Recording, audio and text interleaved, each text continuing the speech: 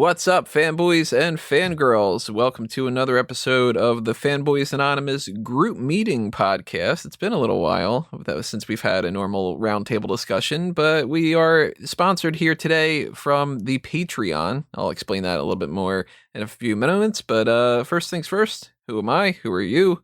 Who am I with? All that stuff. I don't know who you are listening, but I am your host, as always, Tony Mango. Hi, And joining Tony. me on this is Robert DeFelice. Yes, my name is Robert DeFelice, and today I will be making the case as to why Tobey Maguire should have an Oscar. Okay, well, it shouldn't be for Spider-Man at the very least. What we're doing today is, it's been a while since I've done a group meeting because most of the time when I'm doing these things on the Fanboys YouTube channel and the podcast feed and all that stuff, it's been, for the past couple of years, it's been mostly just my movie reviews. But Patreon steps into the mix, and what we've been doing recently with those, with the fan tracks and everything, is there's a tier on the Patreon called Pick Your Poison, and as part of the whole setup with the tiers and reward system goes, that is one where if you donate to that, you can request some kind of actual special feature of sorts that you would like us to do. And in the past, we've gotten a lot of stuff from the fan tracks, and this time around, Guest 5 has sponsored all-purpose superhero discussion. I don't really even know exactly what we're going to title this. I have no idea what the graphics I'm going to use and stuff like that are going to be, but maybe just kind of like a look forward into upcoming superhero films of 2020 and 2021 or something like that. Talk about some old ones that have passed by that I haven't done a deep dive into because I've just been doing these on my own, or to be perfectly honest, we're just going to shoot the shit and see what happens. Yeah. So I invite you to do the same in the comments below, same as where you would be doing things normally on any other types of podcasts. If you are listening to this on Spotify, Stitcher, iTunes, Google, any of those kind of things where you can't leave a comment, then leave a star rating or something like that, and hop on over to YouTube, because on YouTube, while you are over there, you can leave a comment, but you could also like the video, hit that subscribe button if you haven't done that already, and ring that little notification bell. All that stuff helps out quite a bit.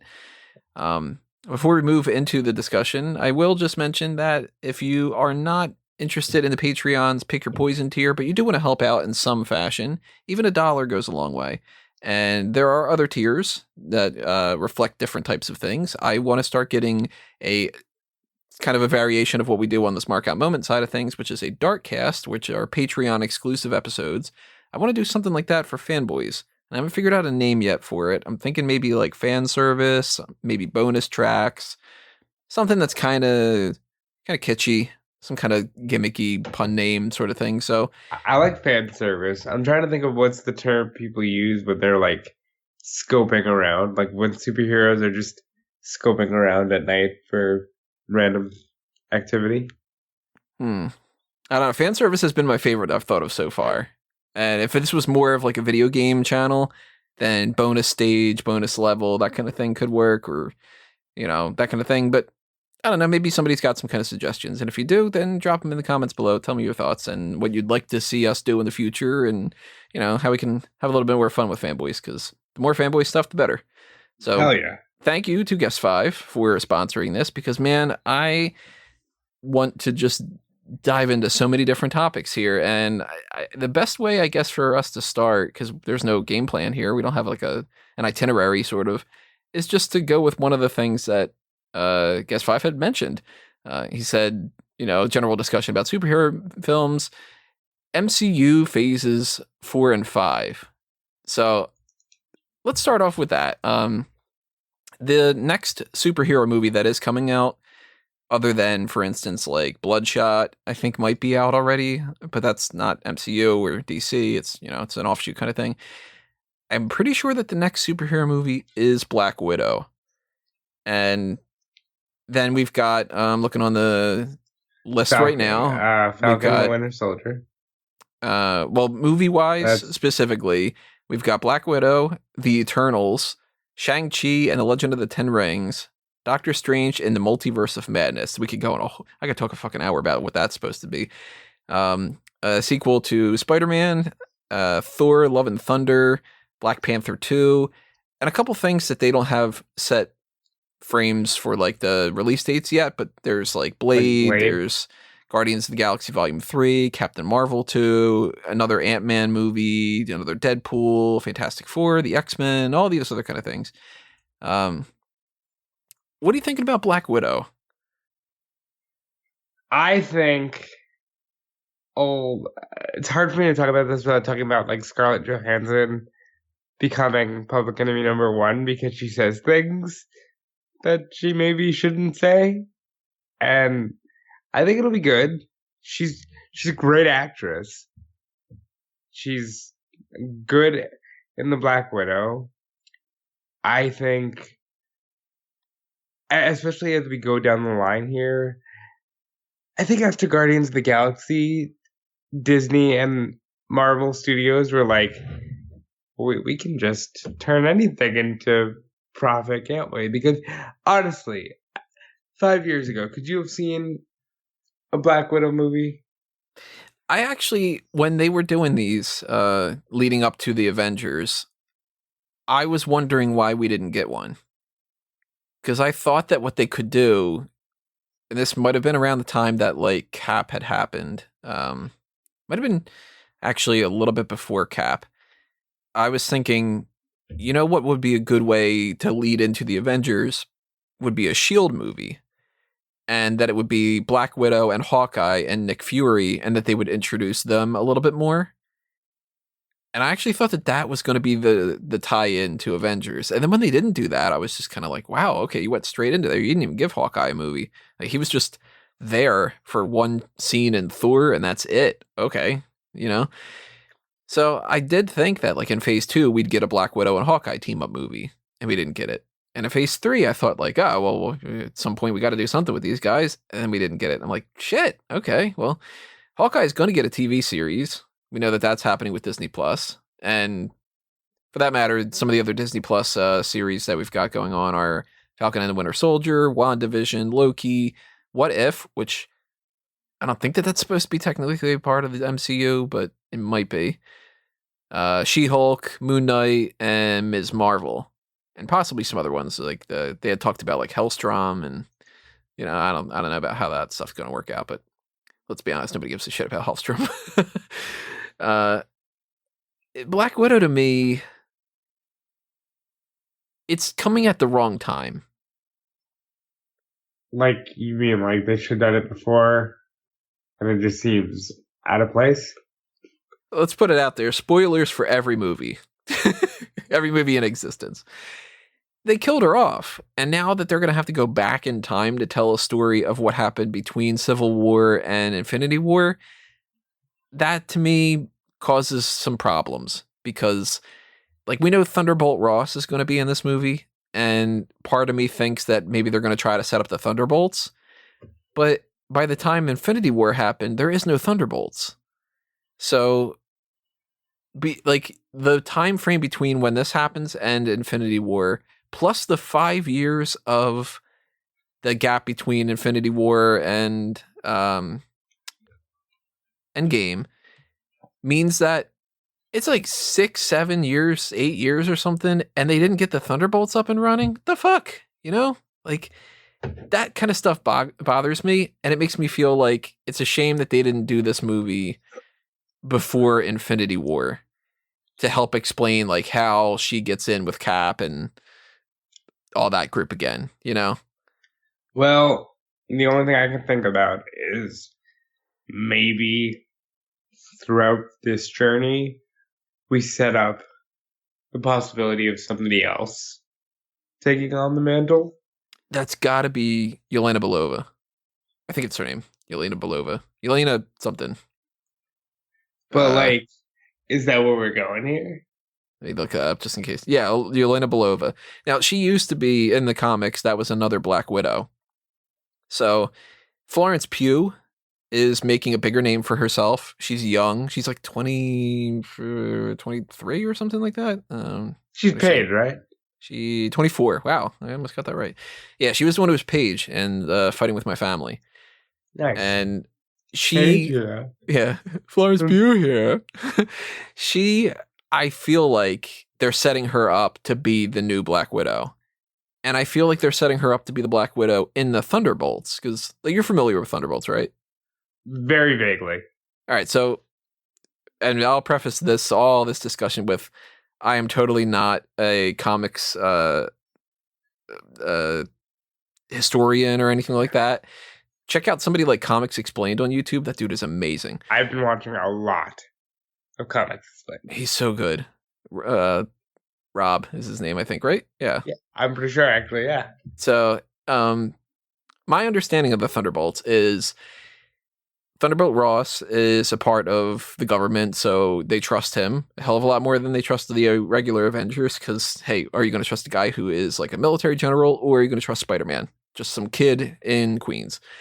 And they entrust him, who, since he's part of the whole superhero genre, not the genre, the whole superhero side of things as Red Hulk, he's a part of a group of people who are kind of like the Suicide Squad of Marvel.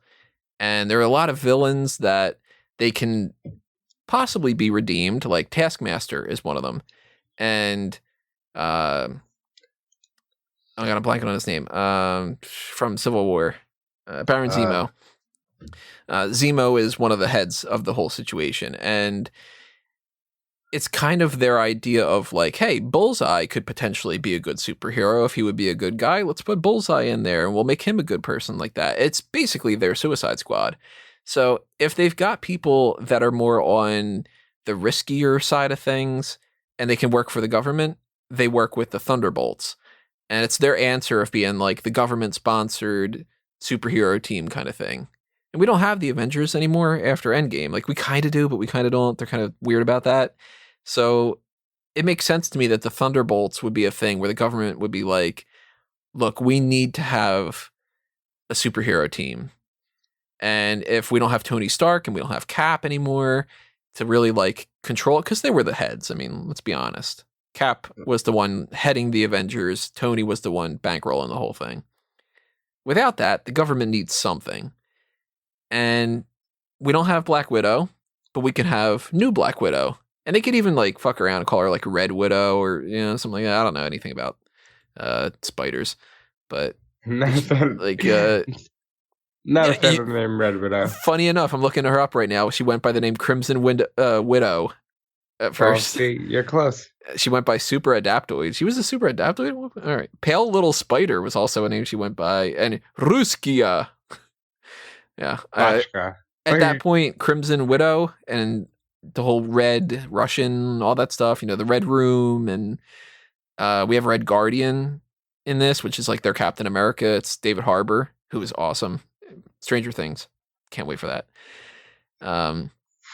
Love Stranger Things. Here's where I'm thinking this goes. So, Natasha's on the run from Thunderbolt Ross because he's trying to track her down because of the whole Sokovia Accords and all that. She gets tied up in with the whole Red Room, KGB, that whole side of things. And she's got her quote unquote family that's in the trailers and stuff. So that's Red Guardian, Rachel Weisz's character, Melina Vostokov, who used to be a Black Widow, and the new Yelena Belova Black Widow. And they keep saying that Taskmaster is the villain for this. I don't buy that Taskmaster is the regular Taskmaster. I think that he is not he. I think that that's Rachel Weisz.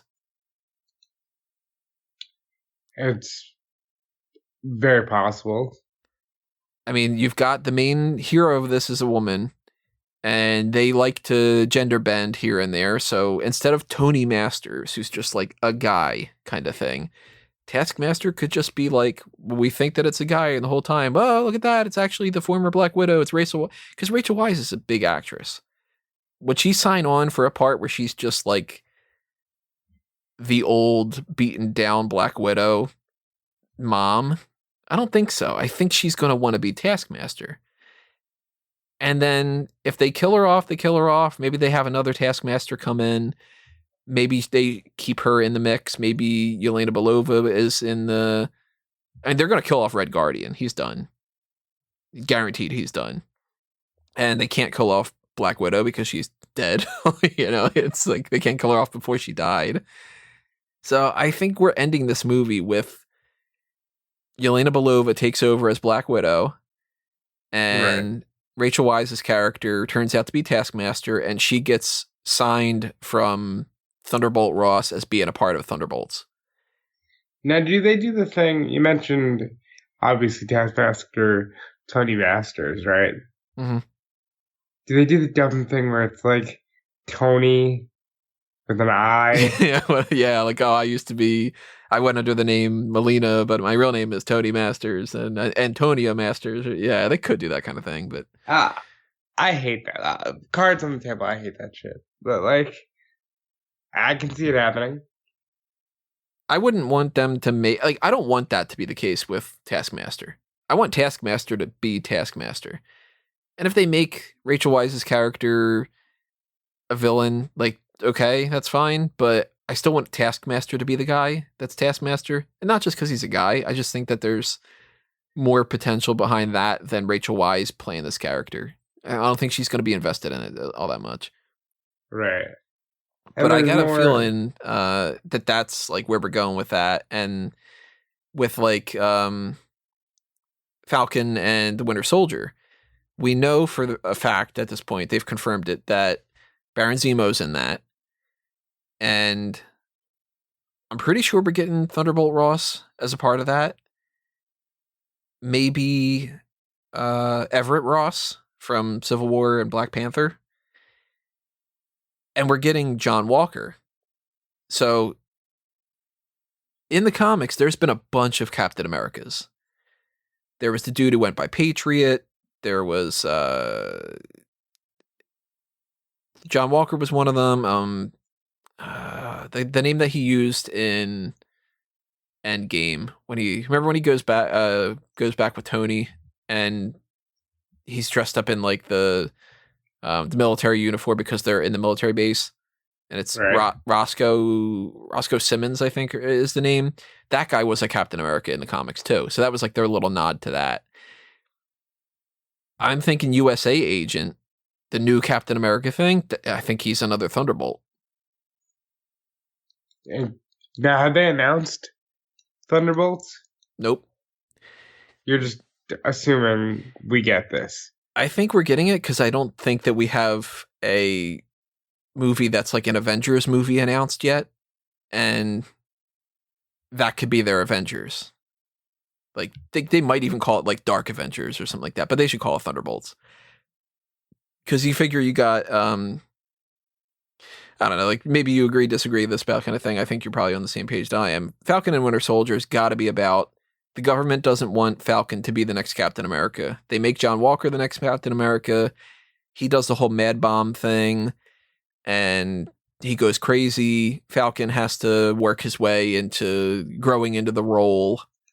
And then he's the Captain America. Then he's Captain America. And Winter Soldier, he's still kind of like, he's kind of reformed already, but he could be fighting more so Baron Zemo. And then at the end of the series, which is 6-10 episodes, something like that, then we've got Falcon is firmly Captain America. But John Walker's still in the mix. He's still got the super soldier serum or whatever. So he's USA Agent, or US Agent. I guess that's what it is. US Agent, yeah. And Baron Zemo is part of the Thunderbolts, and they kind of like, you know, we're kind of like resetting up that whole Nick Fury type of thing, but it's Ross. Yeah, I mean, the way you laid that out makes a lot of sense. It's very well known that you probably spent more time on this than any of us. So I examine the fuck out of these things, yeah. I've been wrong about plenty of things in the past too. I thought that the Infinity Gauntlet was going to open up the mutants and all that stuff, and they never alluded to that. Remember when Cap turned heel and was like, "Hail Hydra"? Yeah. When are we getting that movie? Like, that shit's gonna come out eventually. I think that was just the little Hail Hydra thing in the elevator in Endgame. I think that was their only real reference to that. I know, we need that full movie. We need Impossible Man and God Emperor Doom and like all these like weird random offshoot type things that are the zombie thing. Actually, the zombie thing might be in the What If. It might be in that. I'm not too sure. But here's like 4 and 5, phase 4 and 5. I'm thinking we got a threefold type thing here. I mentioned the Thunderbolts. Actually, no, I think it's like kind of foursome.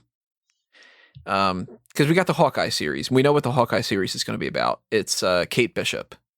She takes over and she's the new Hawkeye. I'm pretty sure that they want Haley Steinfeld for it. And they're just like waiting for her or something. But if you got young girl Hawkeye and you've got Ms. Marvel and you've got Spider-Man, and if we get a new Ant-Man movie, I mean, Cassie is like a teenager now. She could be Stature. We can get young Avengers and Thunderbolts. And then the two other things that are weird are, we know we're getting a cosmic thing, because like, where do the Eternals come into the mix? And then, Guardians of the Galaxy and Thor: Love and Thunder and Doctor Strange and the Multiverse of Madness and all this other kind of stuff. For that matter, I don't think Shang-Chi is really going to be like some big game changer, but it's kind of cool. I'm glad that they're bringing in the Mandarin. That's awesome. Well, where's my Punisher movie? See, I don't know about the Defenders things, but I'm starting to wonder if they waited long enough after the whole Netflix thing that maybe they can bring them into the Disney Plus stuff. And maybe we could get like, because Jennifer Walters for She-Hulk, she's a lawyer. What if she knows Matt Murdock? Like, now, like that shit, that hurt me. Like I loved Daredevil and Punisher. Jessica Jones is great too, but like those two in particular were very good shows. And we're talking about movies. Travolta as Punisher was okay. Well, he wasn't as Punisher. I mean, Thomas Jane. Yes, but Travolta was there.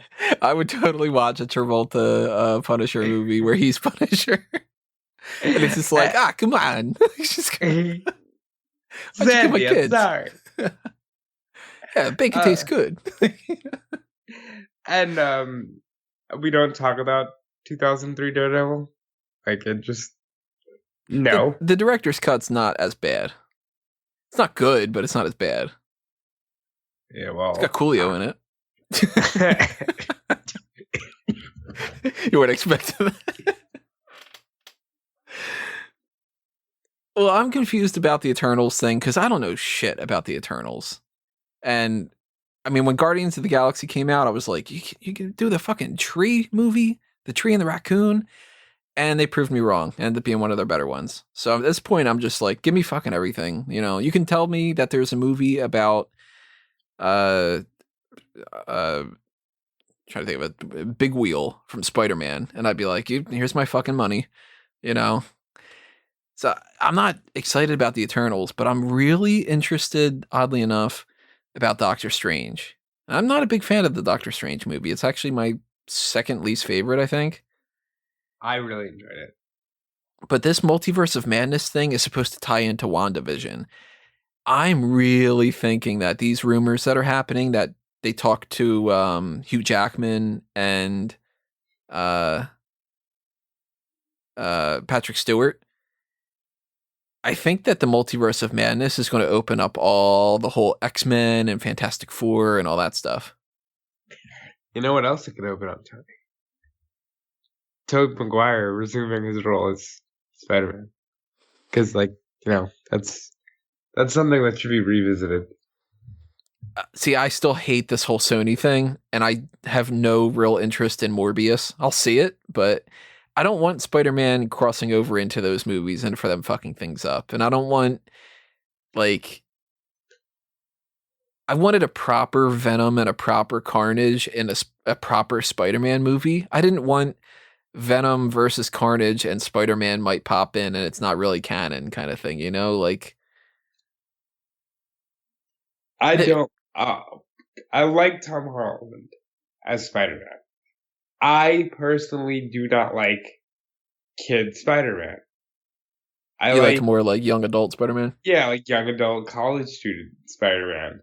Like, I think it's just better. And I would argue, especially now, most of the people that grew up with the MCU are that age that they'd be able to relate to a college student Spider-Man.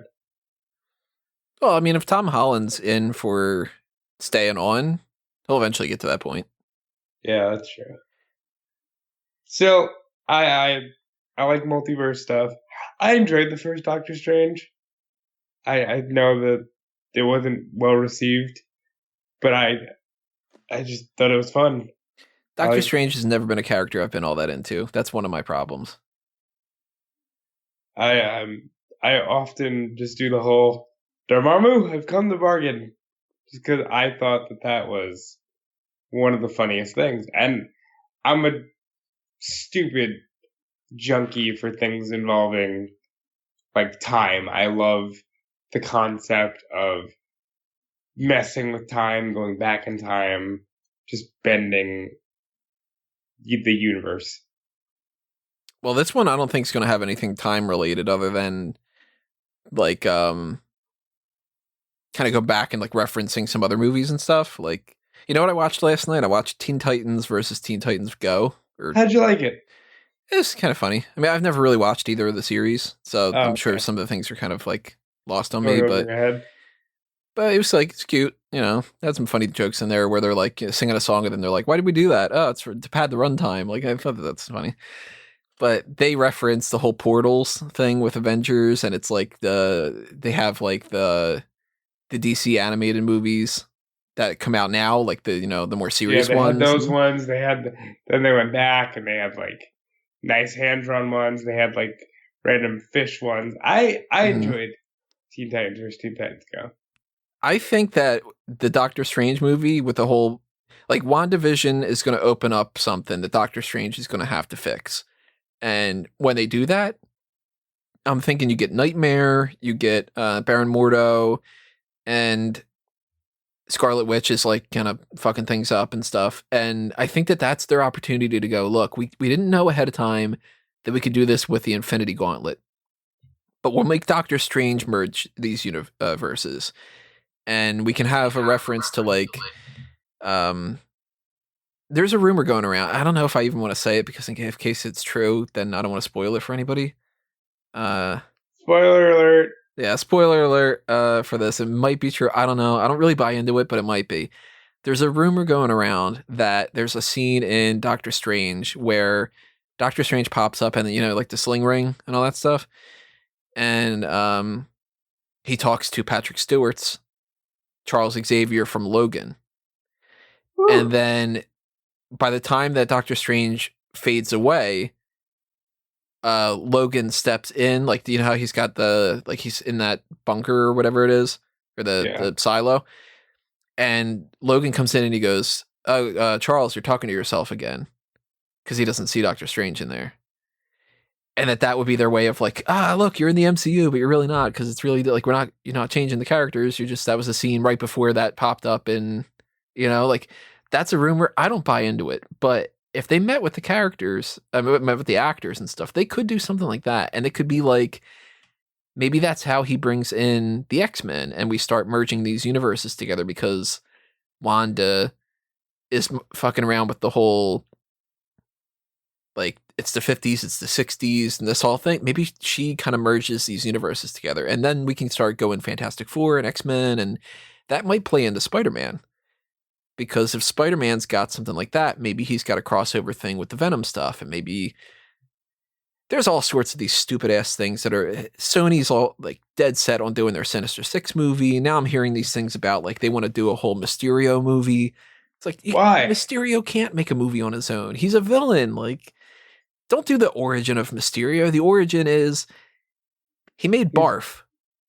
There you go. That's the origin. Like, so if Sony's involved, they're gonna fuck it all up. If the MCU doesn't have to deal with all that stuff, I think we get like Fantastic Four stuff. We get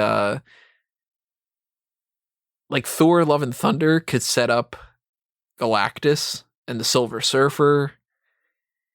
We could get there's a lot of rumors that Doctor Doom might be the villain of Black Panther 2. Huh. And that could be awesome. I still like think that that that Namor could be a really cool villain for Black Panther 2. Because it's like the Kingdom of the Sea against the Kingdom of Wakanda. And they did do the little reference. I don't know if it's supposed to be a reference or not, but in Endgame where they said that there was like an earthquake off the Gulf Coast or something. There you go. You know, they pinged Atlantis before in Iron Man 2. It's there. That's the beautiful thing about the MCU is you can always retcon and like, but this was actually this, and it all ties together. Like they did with Spider-Man being the little kid in Iron Man. Yeah. It's a little bit reaching, but at the same time, it was just sort of like, you know what? It works. They were in New York. It was like an expo that Peter, as a genius kid, would be interested in going. Like, okay, I'll go with it. Like, I like what the MCU has done for movies. Because the superhero genre prior to like Iron Man 1 was just a niche thing. And like, yeah, it did well at the box office, but now it's just like this shit. Fucking phenomenon. This is what movies are now. Like the big summer superhero box office. And like, it's been great. They have not fucked up once. Oh. And there's been some issues along the way, and yeah, I didn't really like Captain Marvel all that much. There was no reason for that to be. That's not a dig on like. I know online there's this whole thing of like neckbeards just don't like Captain Marvel because strong women or whatever. That's not a dig at that. It just wasn't that compelling of a movie. Yeah, and there's absolutely no reason for it to be set in the 90s. Well, that's when strong women were emerging. That was another movie. Like, that should have came after Infinity War. It should have been in the gap between then. That should have been Captain Marvel comes into the mix and stuff. And, well, you said before, like, you really like time stuff. We didn't even talk about Loki. Loki is going to be all about time. I don't even know. I don't have time to go into how much I enjoy time. Like, it's a really weird fascination of mine, and I love when superheroes start to fuck with that. Because if you had superpowers, Tony, would you not fuck with time? Oh, of course. Like, well, time is one of those things that I would desperately want to fuck with, but I'd be so worried that I'd fuck with it the wrong way. Like, if I could go back in time a couple minutes and change something that I just did, I'll totally do that. But I wouldn't be like, you know what? I shouldn't have gotten into that car accident before I went on that one trip to Vermont that one time. I didn't get into the car accident me driving. I didn't kill anybody. I was just a passenger in there and stuff, but it prevented me from getting into a car accident. Like, oh man, I really wish I would have made that trip to Vermont. If I do that, who knows what's different, I'd be too worried about that. So time travel to me is kind of like, I would want to do it, but then I'd be like, oh, I'm going to screw up. I'm not going to do anything. Oh, I'm doing that shit all day. I'm good. Right back, fixing this, fixing that. Time for me is very fun to fuck with. Did you ever see a movie? I think it's called Fallen. No. It's Denzel Washington and John Goodman. No, but when you said John Goodman, I at least remember what you're talking about now. The whole time is on my side. That thing. Yeah. Bottom of my mind.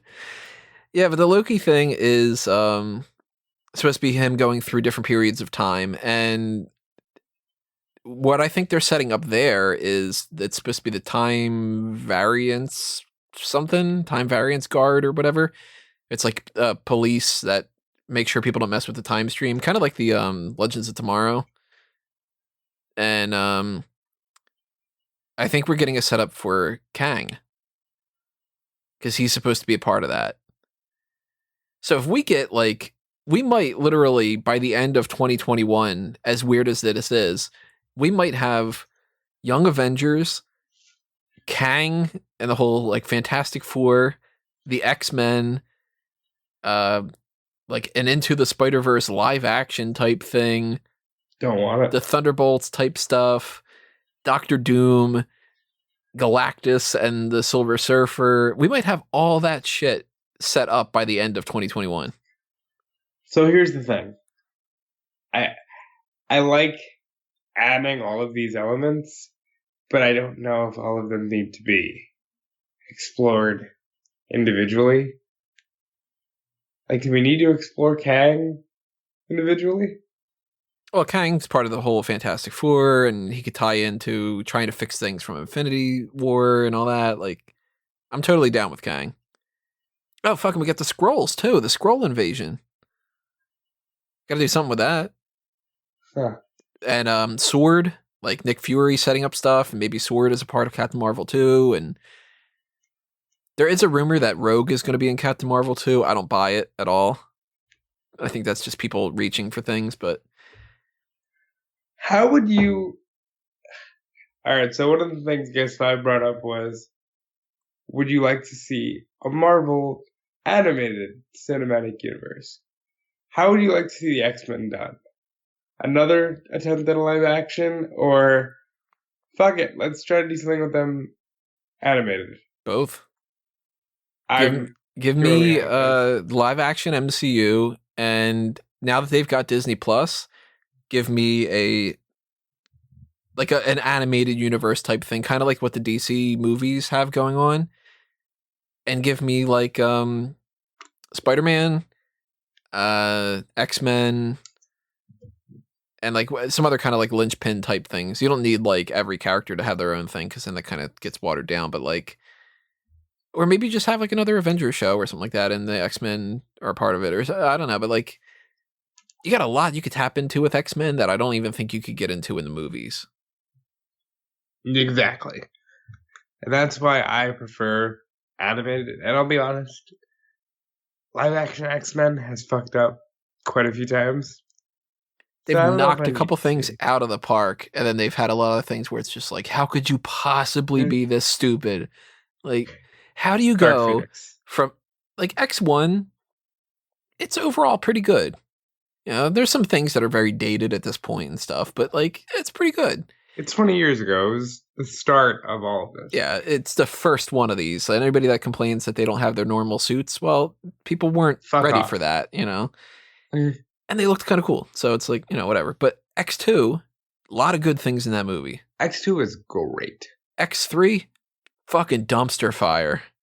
That movie is such utter trash that, like, it makes you wonder how these people, like Brett Ratner, it's like, dude, how are you making movies? How did you make Rush Hour 1 and 2, which are good, solid comedy movies, and then you make this piece of shit, you know?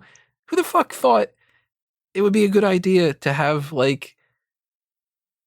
I mean, I know that, like, Cyclops gets killed because he was a part of Superman Returns, but at the same time, you don't kill the guy. You just bring him in at the end of the movie or something. Like, yeah, it's just so... Oh, God, the movie's...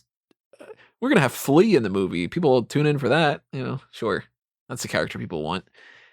And the X-Men Origins Wolverine, lots of problems with that. You know, let's do Deadpool. I like First Class. First Class has got a lot of good things in it. I don't like a lot of it, but I do like a lot of it. So it's kind of... I think that's the best appearance of Hugh Jackman in the history of the X-Men. That is really good. Then fuck off. But like Days of Future Past, if they would have ended with that, awesome. There's problems, of course, with the whole series, but that was like that ending of everything's back to normal, Jean's alive, Xavier's alive, and all this stuff. Like that, if they would have ended with that and not tried to do Apocalypse and Dark Phoenix, it would have ended off on such a higher note. And now they got New Mutants, which I guess is actually coming out now. What the fuck? I mean, they figure out a way to make all this shit work. Why is this not on Hulu? Well, because there's Disney Plus. Well, they own part of Hulu. Like, they own the majority stock of Hulu. Oh, well then. And it's like, since it's more quote unquote adult or something, like, that's the perfect spot for it. You know, it's like, you put it on Hulu, you get people that want to see the movie, because people aren't going to go see the movie in theaters the way that these other movies are. Like, guaranteed, the movie that makes more money between Black Widow and the New Mutants is going to be Black Widow. Well, more people. Those movies are successful. More people are inundated with the MCU, right? Mm-hmm. And X-Men is always so hit or miss that no, not a lot of people are going to see New Mutants. Now, if they do, in fact, want to do this whole Doctor Strange thing, merges all these universes, they could do a reference with Doctor Strange popping up, and he just goes like, oh, that's another Earth. That's Earth, blah, blah, blah. And then you just go, oh, look at that. Hey, Doctor Strange. Well, we'll get into this in a different way. And, they can do that. But I'm excited as hell. I mean, the MCU, just fucking brilliant. And it is, I really believe, one of the most important pieces of pop culture from the 2000s.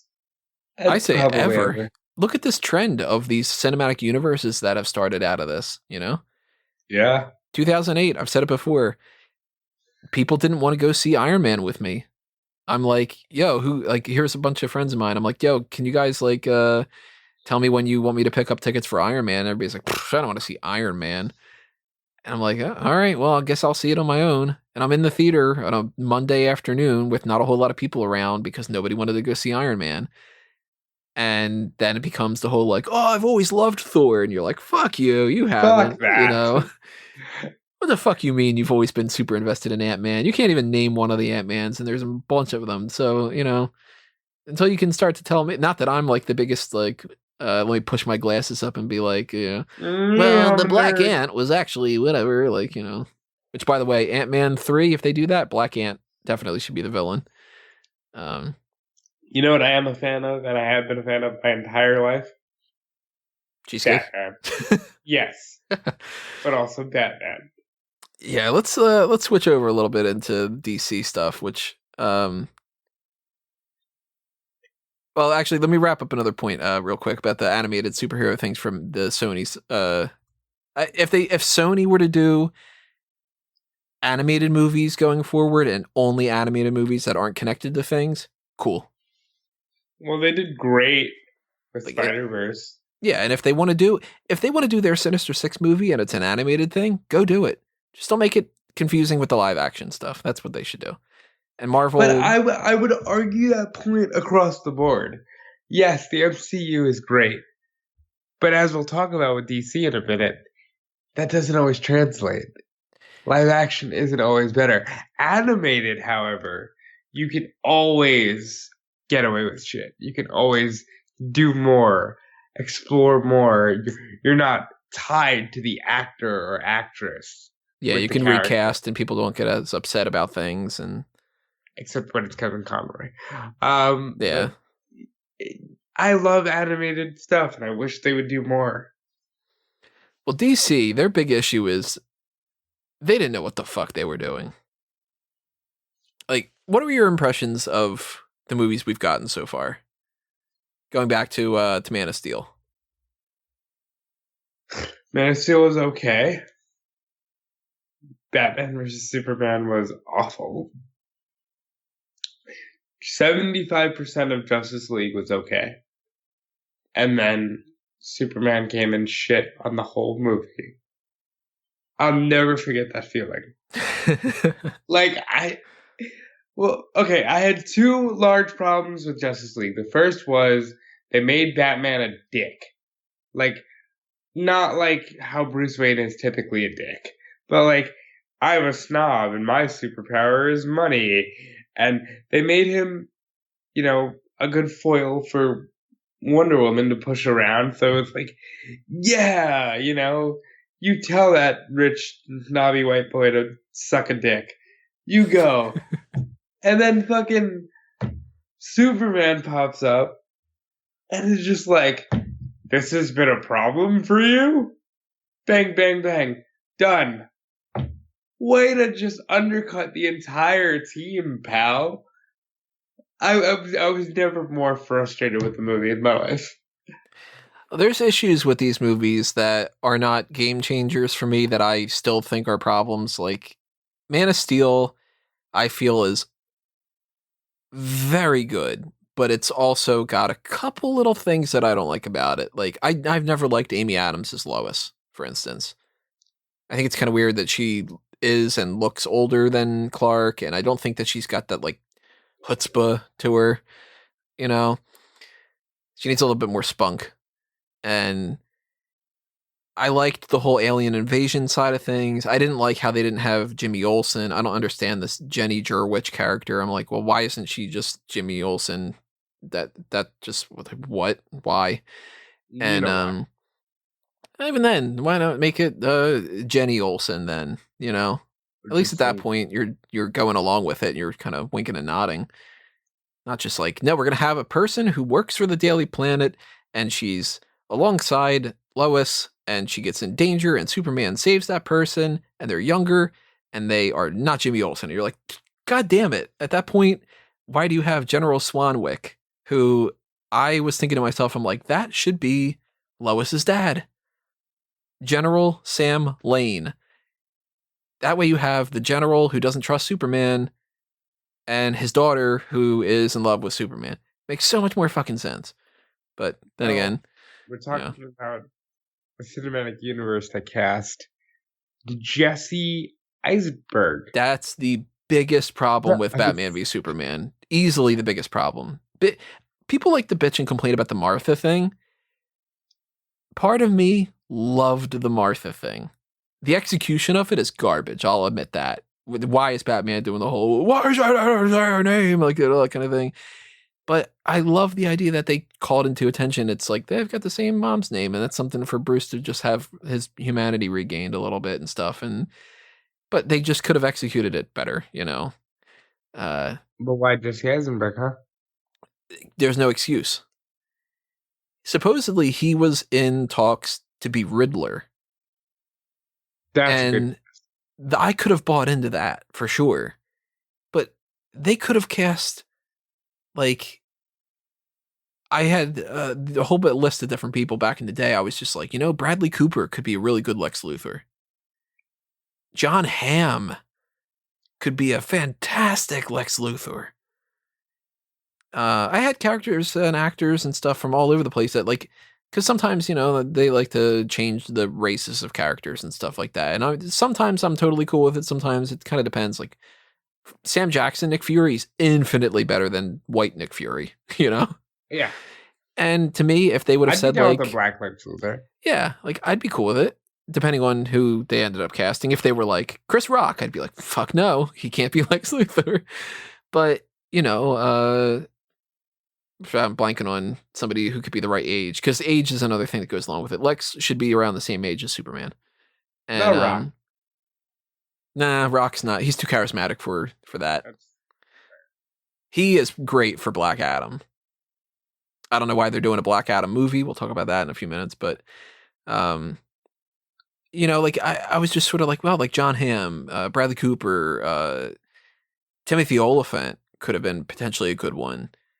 But you take any guy who is a good-looking mid-30-year-old charismatic type of guy, and you shave him bald, and you make him like Lex, and you can pull it off a hell of a lot better than twitchy Alexander Luthor with the long hair kind of thing, like in Jolly Rancher in the fucking mouth and all that. I'm like, they had no idea what they were doing with that. And I don't even have a problem with Doomsday, the way that they did Doomsday. It could have been better, but I see where they're going. And the whole death of Superman and that sacrifice leads into Justice League. I'm cool with that. Wonder Woman, I feel, is an overrated movie. I think if you take the exact same movie and you replace the lead with a male, people don't like it. But Suicide Squad's a goddamn mess. And I saw that movie 3 times. First time I saw it with my girlfriend. Then I saw it again with family, and then I saw it again with my cousin and his girlfriend. I could never fully grasp why the movie was a thing outside of like when you look at it now, it's forever going to be embedded in history because it kicked off the rebirth of Harley Quinn and like the crazy, you know, money train that is now Harley Quinn. Well, Birds of Prey is not a money train in some of those ways. No, but Harley and that version of the character that is a freed psycho bitch. It's yeah, the whole female empowerment icon kind of thing. To the point where I have a little cousin, and I'm talking little, I'm talking 7, who like wants to be Harley Quinn. Like that is her dream. Like she wants to be a, you know, super powered psycho clown, psycho bitch. Like really, it's masterful what they have managed to do with Harley. Done expertly well once again through animation as opposed to live action, because Harley Quinn on DC Universe is worth the subscription alone. For that matter, yeah. If anybody hasn't seen the DC animated series of Harley Quinn, totally check it out. It is so funny. It's so worth it.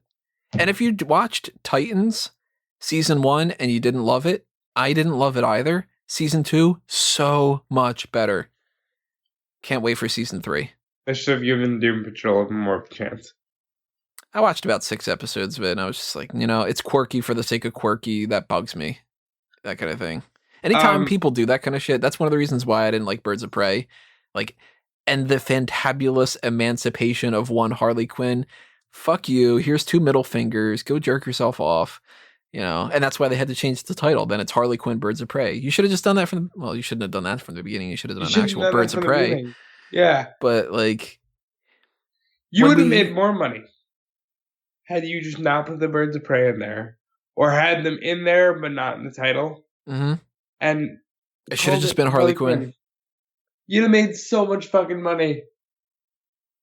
But while we're on the subject of Suicide Squad Harley Quinn, I think we have to talk about Jared Leto's Joker.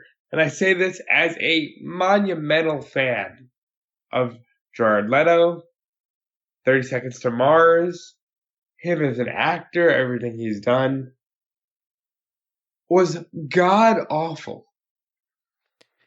His and Joker, really gross. His Joker is kind of like what happens when you don't have somebody to tell you no, where he's got a lot going for him with that Joker, but he made 2 decisions that were terrible and they ruined everything. Kind of like Batman v Superman with the whole like, why'd you cast that as Lex? And that really kind of ruined the whole movie. The weird like Mexican mobster kind of thing that he had going on. Not necessarily Mexican, but like that kind of but like I get what you're saying. Like I'm trying to think of the name of it. It's like the you know what I'm going for. There's a name for whatever it is, like that style. Yeah, I'm blanking on it. He had like this like really weird, because it's not like mob like the Italian mob, and it's not mob like the Irish mob. It's not the Yakuza. It's like that style of mobster. But if you know, leave it in the comments below what I'm talking about. But he went with that whole vibe, and that's just, those tattoos are stupid as fuck. Why do you have damage on your head? Looks like, especially when the movie came out, 2016.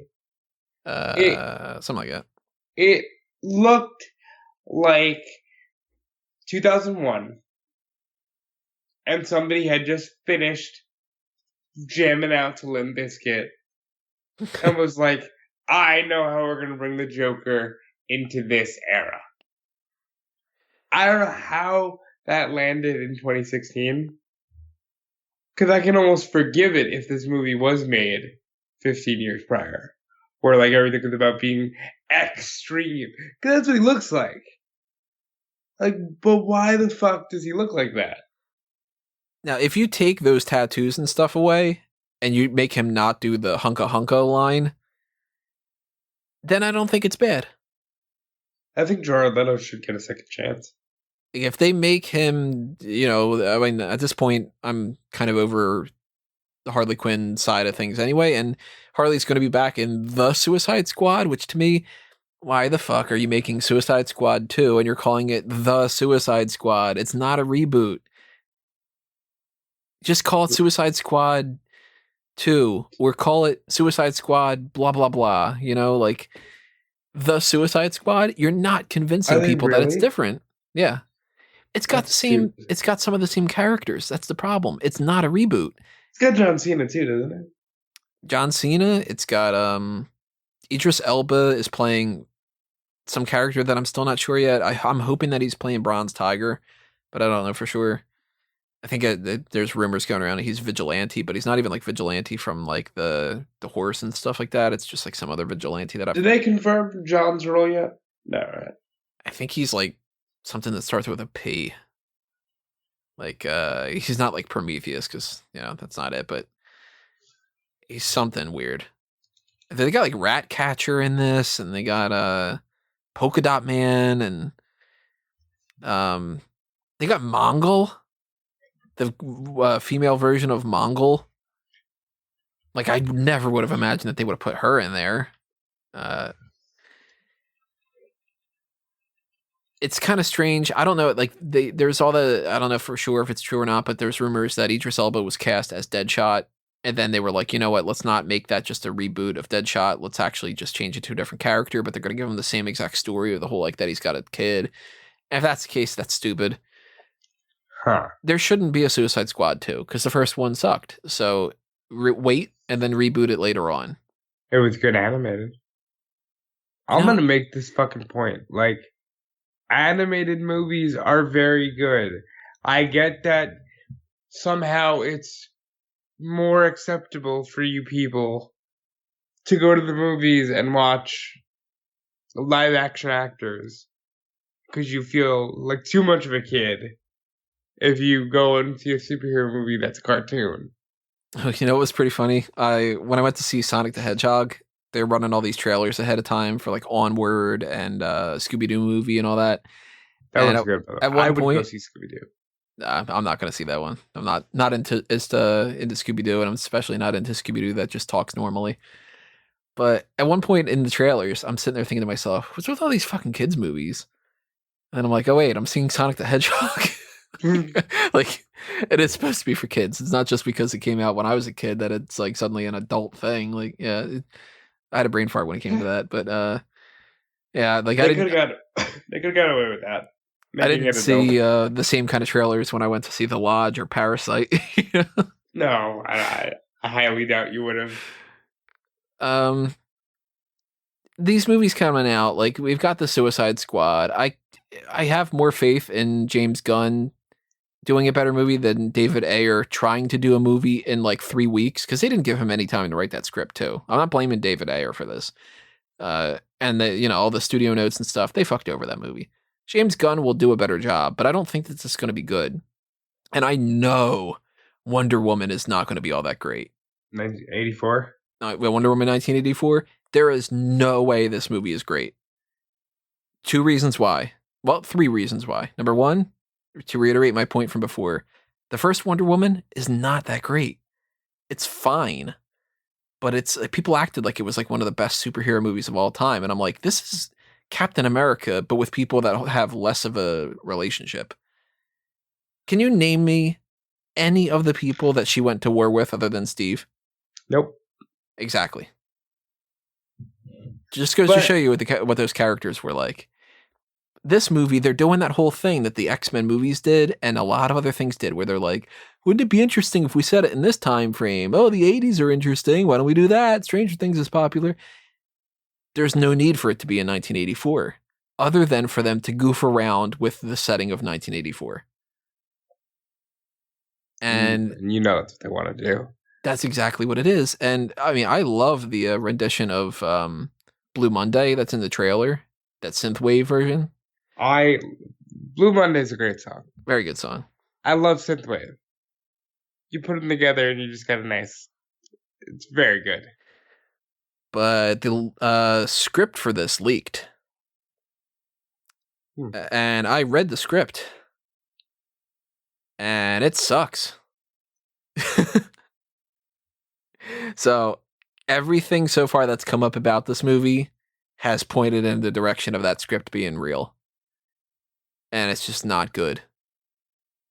I'm not going to spoil it, just in case anybody doesn't want to know, but it's very much the type of movie that would have come out in like 2003, where it's like there's a gimmicky type of thing going on, and let's kind of do this character, but we're going to do it in a stupid way. Like, look at it this way. We've got Cheetah in this movie, and you cast Kristen Wiig to be a homely, ugly person who's got a crush of sorts on Wonder Woman, and it's a whole like, oh, like the girl at the office that nobody pays attention to, she's going to turn into a cheetah?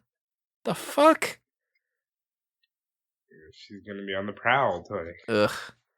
That movie's going to be crap, and then people are going to talk about it being great just because it's Wonder Woman. And it's a shame, because Wonder Woman's a good character. And like that, like the Wonder Woman that they use in the animated movies now, I think it's Rosario Dawson voices her. Great. Like, Wonder Woman's a great character, but these movies are, and Gal Gadot is a good Wonder Woman too. The movies are just kind of meh. All right, but like, she is. You know who I always thought could have been a good Wonder Woman? Who's that? Charisma Carpenter. I don't know who that is. Google her real quick. She was in Buffy, What? I think. What a name, though. Charisma Carpenter. Sounds like a porn star name. Yeah. Yeah. And she could very well be. She's gorgeous. But yeah. I thought that she could have been a really good Wonder Woman. I could see it. Maybe like a mid-2000s Wonder Woman? Yeah, around that time frame where she would have been like 30 or so. Yeah. Late 20s, something like that. I always thought that Jessica Biel could potentially be a good Wonder Woman too. I know a lot of people wanted like, a lot of people do that fan casting crap where they're just kind of like Gina Carano because she's muscular, and you're like, yeah, but she can't act. So, you know. Speaking of muscular, real quick, Rhonda as She-Hulk. Yes or no? Hell no. Just because she can't act? Can't act, doesn't look like the character. Nah. But she smashed, Tony. Yeah, she could be like, I don't know, some random villain in something somewhere, but nah, she can't be She-Hulk. There's a lot of rumors going around now that Allison Brie is going to be She-Hulk, and I don't buy into that either. No. The rumor is they want somebody Allison Brie like. I don't know why they're just not like, they want Allison Brie. Yeah, that's kind of weird. People talked to Stephanie Beatriz from Brooklyn Nine-Nine. They had asked her, like, hey, are you interested in that kind of thing? And she said, well, I'm doing Brooklyn Nine-Nine. I can't really do that. And I'm like, you know what? I could kind of see her being She-Hulk. Great show, by the way. If nobody watches Brooklyn Nine-Nine, even if you don't think that you would like it because you don't like Andy Samberg, I didn't like Andy Samberg before, and I love this show. I'm reading that Meghan Markle wants to try her hand in a superhero role. I don't want her being She-Hulk either. I'm not saying she should be She-Hulk, but well, have you ever seen Meghan Markle act? Like, you know, I don't think I have. You never watched Suits? Nah. Well, is she good? She's pretty good. I'm surprised she would do that with her. I guess she left the royal life, but still, she's pretty. Like, that's one thing covered, you know. Yeah, I mean, I'm sure a role could pop up for her. There's so many different roles and so many of these different kinds of projects. I mean, it's so weird to me. It's still strange that I can look back on like when I was a kid and I was like, oh my God, they put Captain America in a couple episodes in the Spider-Man animated series. That's crazy. Or like, you know, War Machine is popping up in a Spider-Man thing because it's an Iron Man crossover episode. What? And then it's like, if I could go back in time and tell myself and be like, yo, kid, in 2019 or 2018 or whenever it was, 2019, you're you're going to have this scene and show the portals part of Endgame and be like, yeah, all these characters like the second Ant-Man and Wasp and Hulk and Spider-Man and Winter Soldier and all these other kind of, they're all gathering to fight Thanos with the Infinity Gauntlet. I'd be like, I'd just piss myself, Yeah. just to be like, you got to be fucking kidding me. And now we're talking about the idea of like setting up the whole MCU going forward, and I'm sitting there going, oh, we could do the Thunderbolts, and we could have this, and we have U.S. There's Agent and whatever. Can't do now, like it's blown wide open. It's like, we might legitimately get the red and blue gods that fought each other that represented DC and Marvel in that one crossover. They called them. Now that you mentioned that, what were they called? Do you remember? You know what thing I'm talking about? I don't know off the top of my head. I'm gonna Google that real quick. But what do you think about the merger rumors? The thing with the merger stuff. All right, I don't buy into it being a merger, but it's really weird that this is all happening. Like, I'm trying to find the red and blue god thing too, and I can't find that. It was a crossover of DC versus Marvel, but it was like in 90, what was it, 96? 90 something, yeah. From my understanding, and I might be way off on this, DC is getting, or not DC itself, but Dan Didio, or Dan Didio, or Dan Didio, or whatever it is. I don't know. He is now not a part of DC anymore, and that's like a big shakeup thing and all that. I don't really know what his stretch is, but if I'm wrong, leave a comment. My understanding is AT&T and Warner are getting a little bit too upset with how comics aren't selling. And they're basically giving them like an ultimatum of like, you got to figure this out or we're not going to print comics anymore. And what might happen with that is they might just go digital. And that makes sense to me. I can see a lot of people being upset.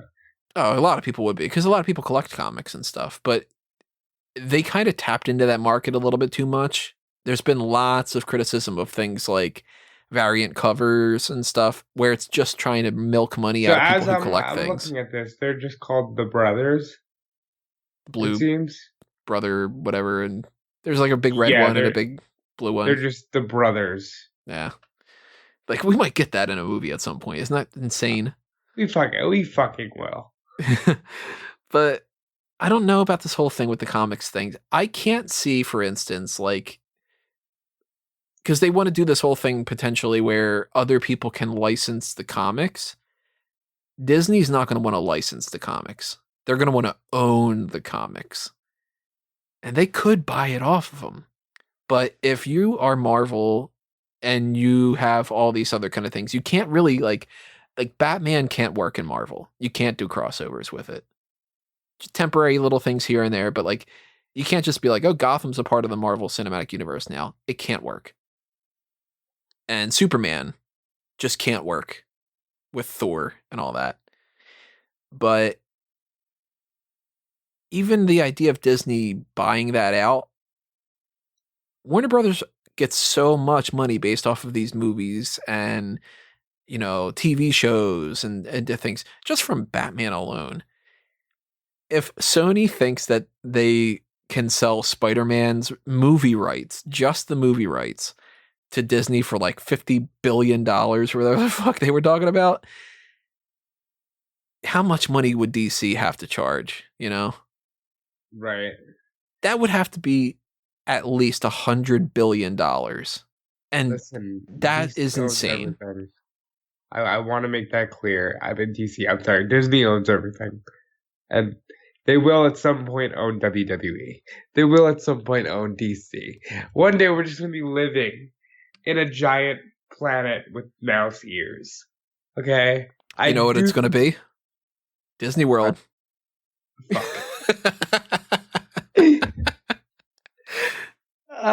And then they're going to unfreeze Walt Disney and he's going to be like, finally, I can take charge. I did this. I did it. Disney, if you want to buy me, you could buy me off. Yeah. I definitely think we get one day DC buys Marvel. I mean, dude, I keep saying DC because it's Disney, but one day Disney buys DC, and when that time comes, you'll get some pretty sick crossovers. Off the top of my head, like ones that would work with, like let's say Batman. I could see him doing some fun stuff with Matt Murdock. Mm-hmm. You know, Peter Parker, Batman, Spider-Man would be a fun crossover. They've done some crossovers before. Like there's I forget what the like the comic is or something like that, but Joker at one point turns on Red Skull and he's like, "Yeah, I might be a lunatic, but I'm not a fucking Nazi." Ah, It's like, that's funny. And Carnage and Joker, I think, team up at one point in some kind of thing. If but they have Disney buys DC, can they call it like Disney? no, Some kind of please, thing? God,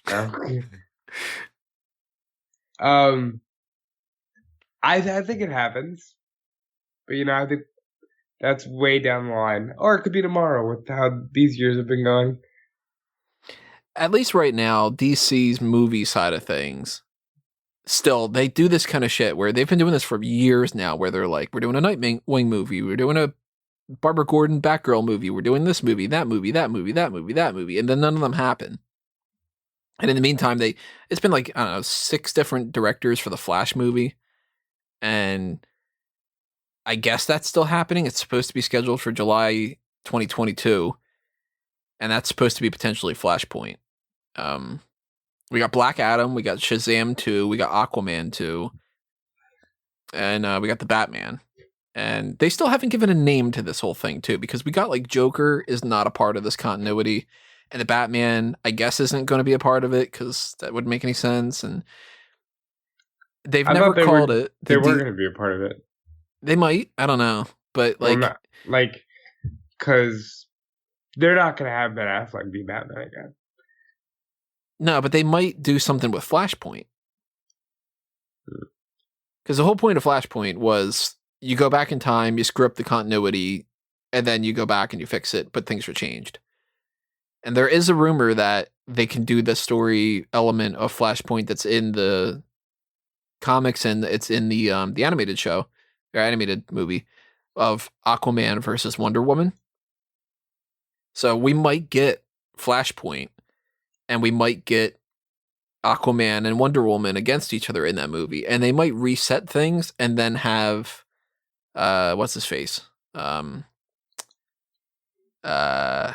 new Batman, Robert Pattinson. They might just be like, he's the Batman, you know? And are you worried about him being Batman? Oddly enough, I'm not worried about him being Batman. I'm worried about the script. I think I know there's a large thing about how many times are you going to kill Thomas and Martha Wayne? But I think the world is ready for it again. And I think if you line up the right criminals for the movie, it can be a really fun experience. What do you think the movie's going to be? I'm going to say Penguin, Riddler, Catwoman. But that's only because I believe is what I've heard. Yeah, they're definitely cast. So maybe it's just like we get a mashup of everything right off the bat. I think we're getting a variation of Long Halloween. You know what would play out really well? Arkham Asylum, A Serious House on Serious Earth. But you gotta do it animated, and it's gotta be Hamill and Conrad.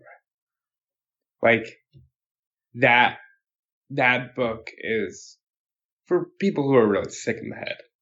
It's a graphic novel, it's insane. I suggest you all pick it up or find it digitally or whatever you have to do.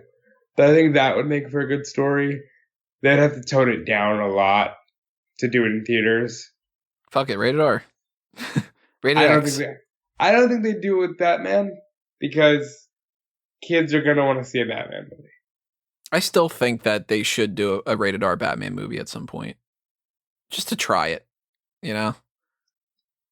You give me like serious, hardcore, fucking brutal Joker, or I mean, there's lots of villains that they get like.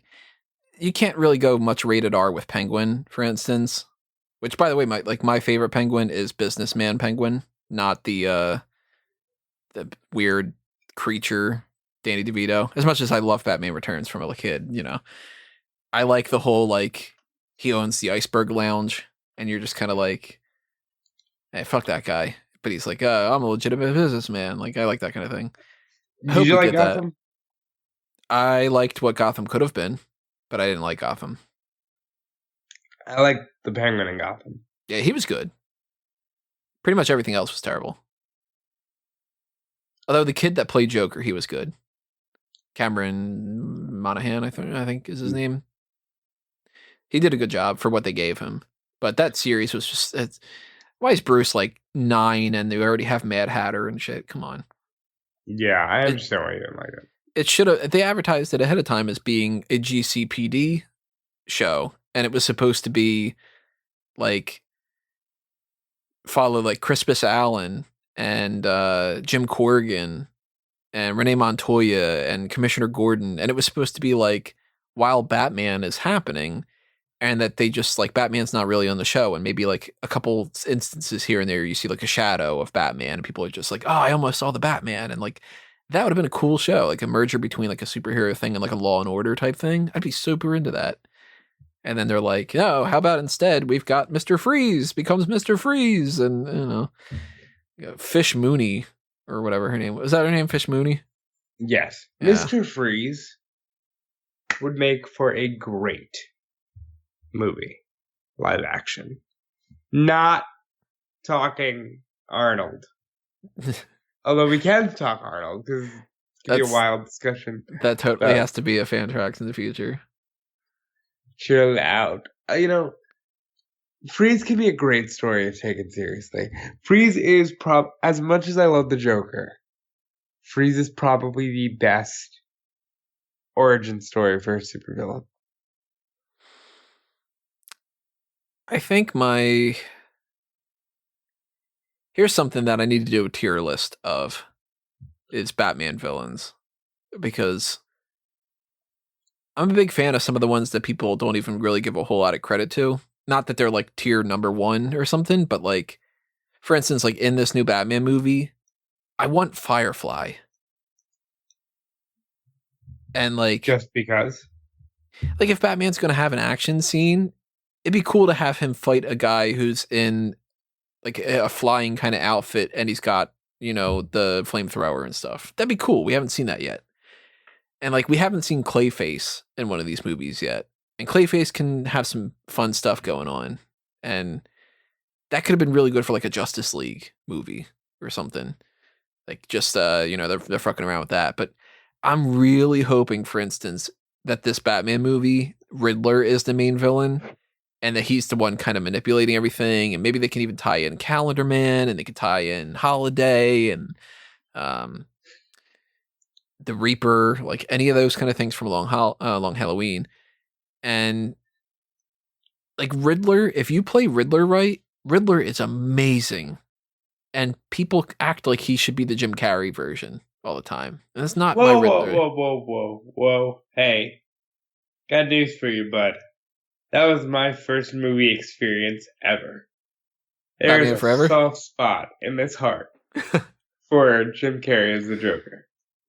Before I knew better, that's when I thought that that's all Riddler was, and I liked that a lot more than when I started to do a deeper dive into Riddler. And then ever since I did, I'm like, oh crap, they missed a boat. They missed a boat on Riddler. Riddler would have been a fantastic Chris Nolan villain. Yeah, I'd actually argue the Joker in Dark Knight is more Riddler than Joker in some ways. I'd like Nolan to get a shot now.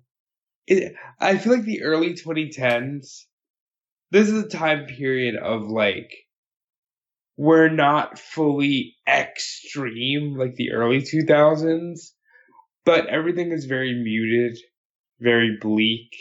The dark and gritty, that thing. Yeah. Like we were starting to get a little bit of nuance, And it wasn't just like, all right, we're gonna, it's gonna be loud and vibrant and, you know, like crazy.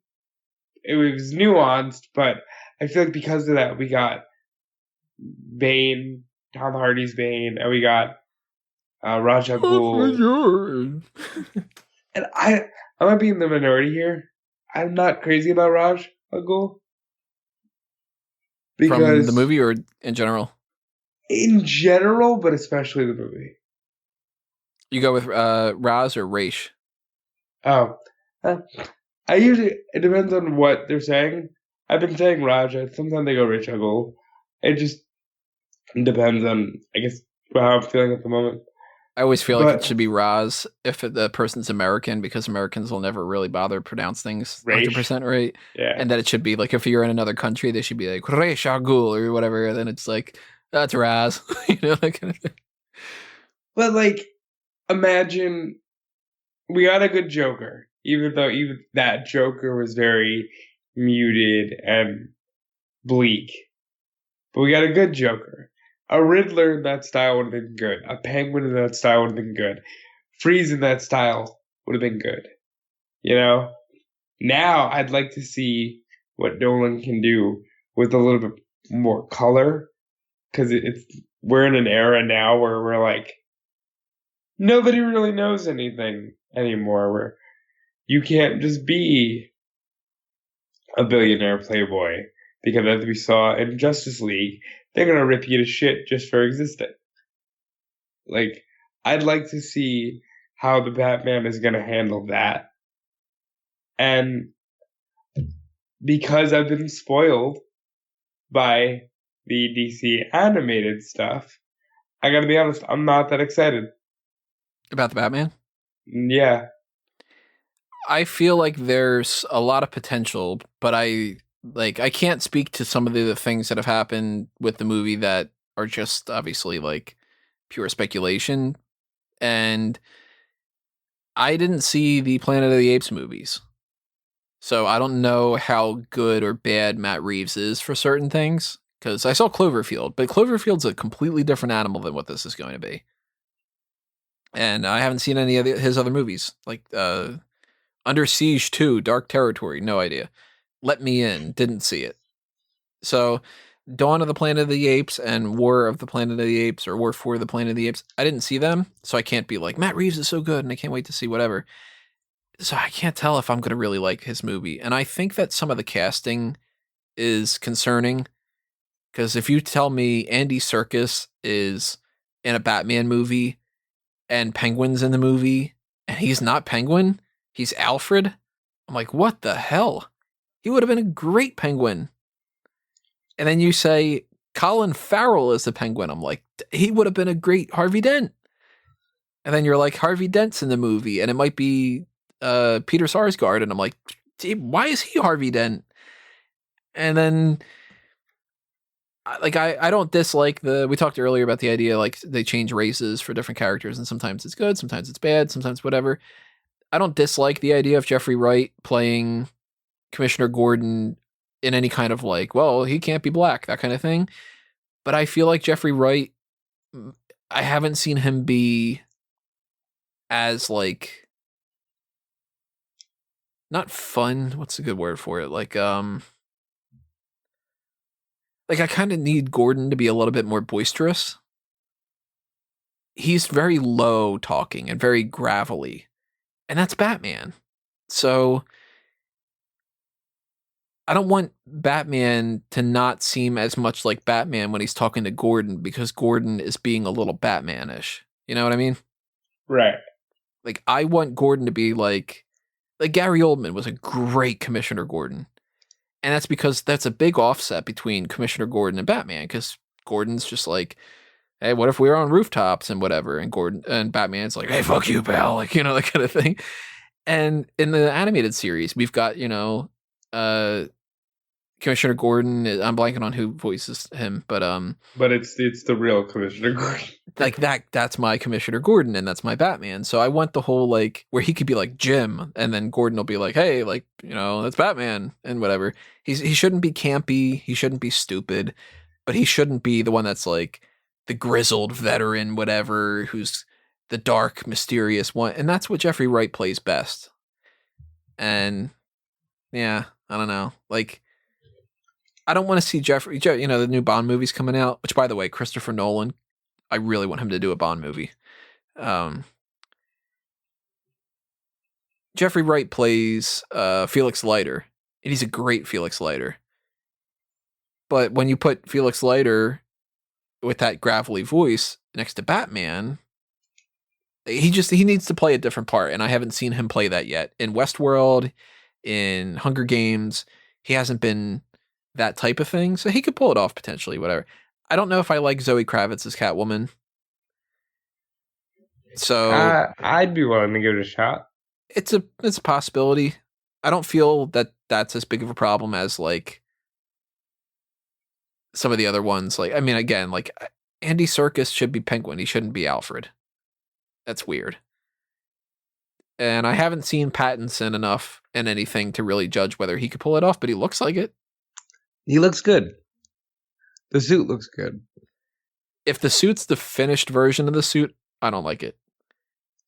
But if that's like version 1, and by the end of the movie he gets like a more streamlined thing, then cool. Because he should be starting off, like, I think the rumor is that he's in year 2. And if that's the case, then yeah, he's going to be a little bit clunkier and, not 100% the Batman that, is like Bat God type of thing. I like the addition of the whole gun melted down and put down there. That's from the comics. That's cool. How do you, there's never been a Batman live action that has something more akin to the animated series suit, right? I guess, Keaton is the closest. You mean like the gray tights kind of thing? Like Batman 66? Almost like the gray of 66, but not with the blue cowl, with the black cowl and cape. I guess the closest would be the Keaton. Batman v Superman one. Because that was gray. I guess it was. Which that looked really cool. I like that one. And I always like how, I don't know about you, but should I ever see a blue cowl, I'm like, okay, so that is your tell that this Batman will be more lighthearted and... Yeah, you can't take it as seriously because Batman should not be running around in blue. There's no justification for that. I'm going to hide in the night and I'm going to have blue and yellow or whatever. No, it doesn't make sense. But something like the Batman Brave and the Bold TV show, it's for kids. So yeah, make him blue and goofy and whatever. Surprisingly really good. Not the biggest fan. You didn't like it? Too goofy for me. Fair enough. I mean, I like some goofy stuff here and there. To a certain extent, I like these Teen Titans things that I had seen. I might go back and watch the TV show. For what, Go? Or for Go is really goofy. Teen Titans itself is serious. I was kind of pissed that Go got a movie. A movie in theaters. I thought, that's kind of a waste. I love the tone of Young Justice. Great show. Very underrated. Very sloppy with their storytelling. They keep doing this whole thing where they're like, let's focus on 20 characters and not actually finish the story, and then we'll just skip forward 5 years. But, you give me that series gave me one of my favorite things, which was just the grotto scene where Impulse is underneath the what do they call it, the Happy Harbor, and he sees the little monuments for Blue Beetle that's died and Jason Todd and Tula and whatever. That's so cool. Yeah, and then they leave that Jason Todd shit open. Yeah, could go back and tell that story. They've got Arsenal. Can you do a live action Red Hood movie? I was really hoping that they would. I could see it. If you had to cast that movie, who's the Joker? Who's Batman? I'll leave that up to you. Hmm. I definitely wouldn't do any kind of crossover of like the Joaquin Phoenix Joker thing because to me that needs to stand on its own. Which, by the way, I would love to see them do like more things like that, but not Joker. Make it be like, let's do a whole movie about Clayface, for instance, and let's do a whole movie about. I'm trying blanking on some of these other characters that aren't Batman characters, but like Toyman. I don't know. Um, Casting the Joker. Uh, I think I'd have to go somebody around age 40. Because I'd have like a 40 something year old, like a 40-year-old Batman, let's just say, and a 40-year-old Joker. And Nightwing is in his like late teens, early 20s. And Jason Todd can come back in his late teens, early 20s. Barbara Gordon should be in her late teens, early 20s. You think DiCaprio could do it? For Joker? Yeah. Nah, I don't see it. I would give him a shot. How old is he? 45. Huh. I'd You know give him what? a shot.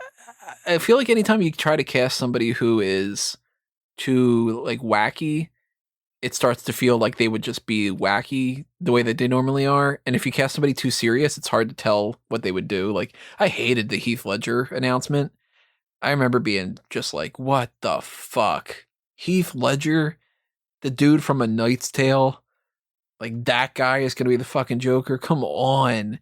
And then when they showed that first footage and it was like that he didn't have like the perma scar, the perma grin, that he was like scarred instead. I'm like, you're gonna just do face paint? Oh god, this is gonna be awful. And he ended up being great.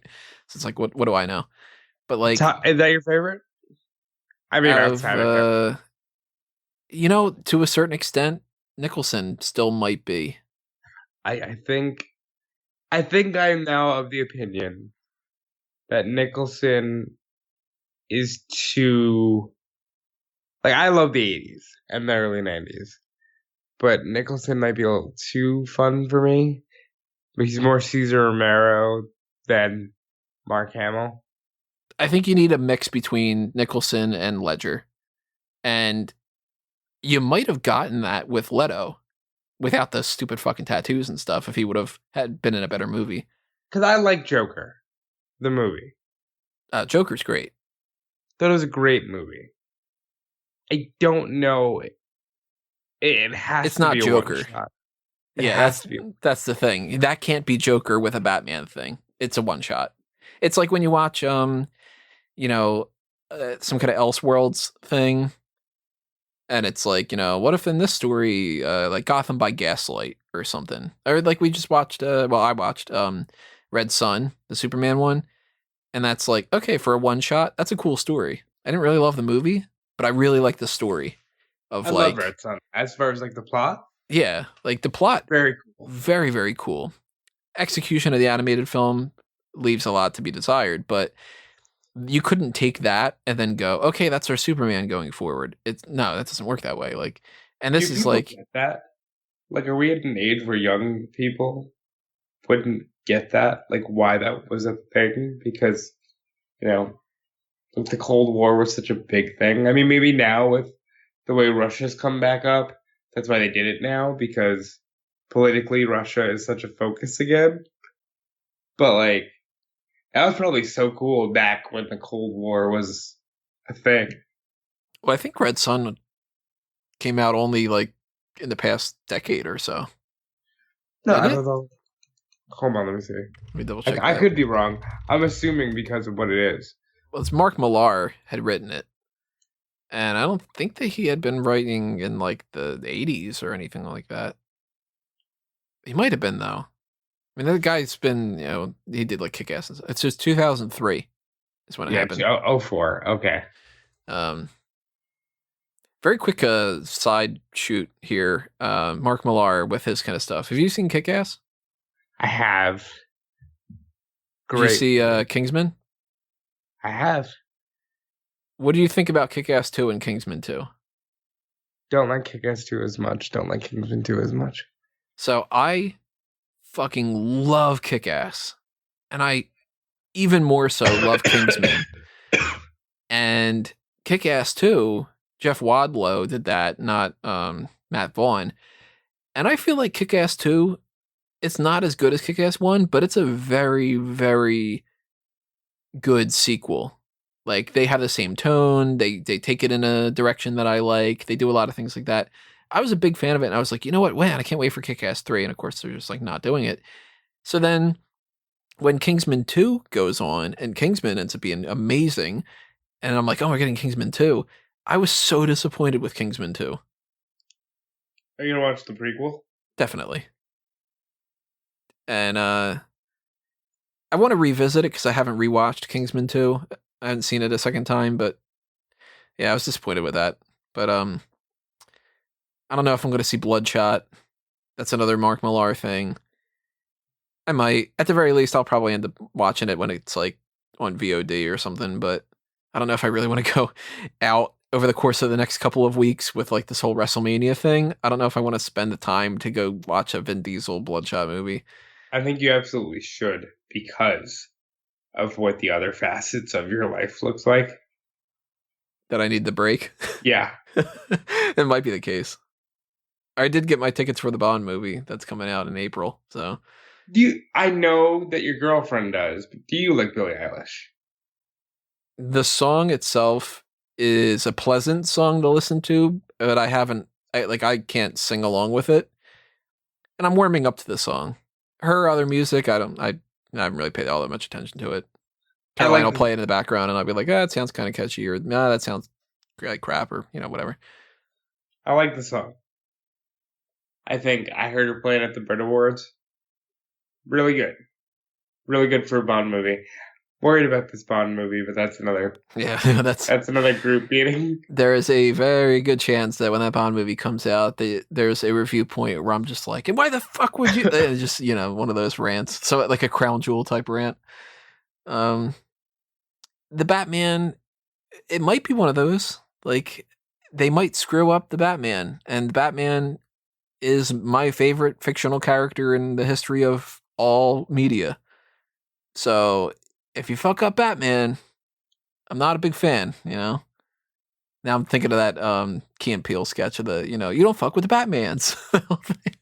It's a great sketch. I love Batman. Pro wrestling and Batman and soda are like the three things that tie me.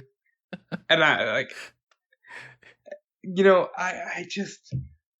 I'm so comfortable now that I'm getting more into the comic book side of thing with like Comics Explained and stuff, and I have the DC Universe subscription. I'm so comfortable with my animated and my comic book Batman that I'm like, I'm so afraid. Don't fuck this up. Don't fuck up Batman for a generation of children. Especially because there's a potential with Robert Pattinson being younger that they could get a bunch of movies out of this if they do it right.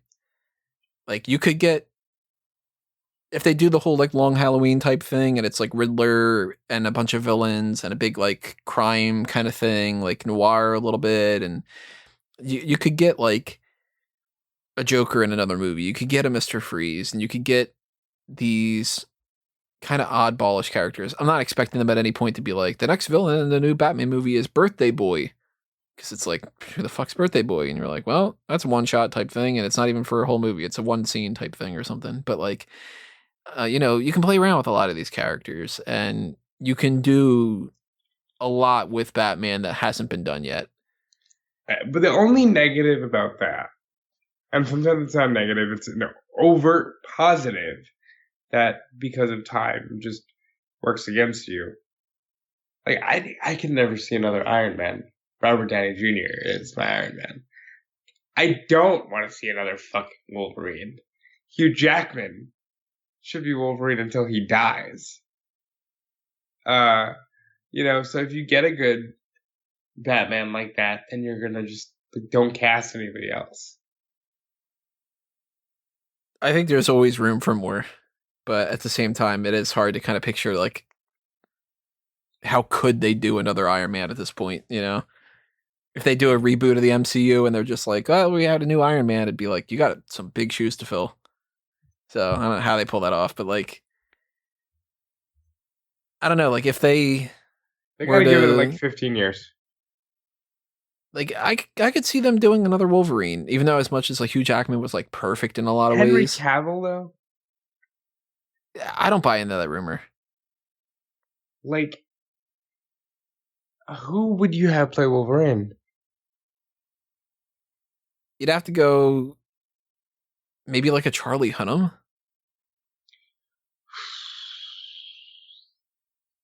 That's good. I know everybody keeps saying Tom Hardy, he's Venom, so no. Charlie Hunnam is a guy that I think if you didn't have him be like a Wolverine, I think he could be a good Green Arrow. Ooh, also good.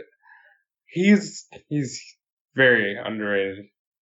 I think he's one of the better actors that I've ever seen. I was a big fan of.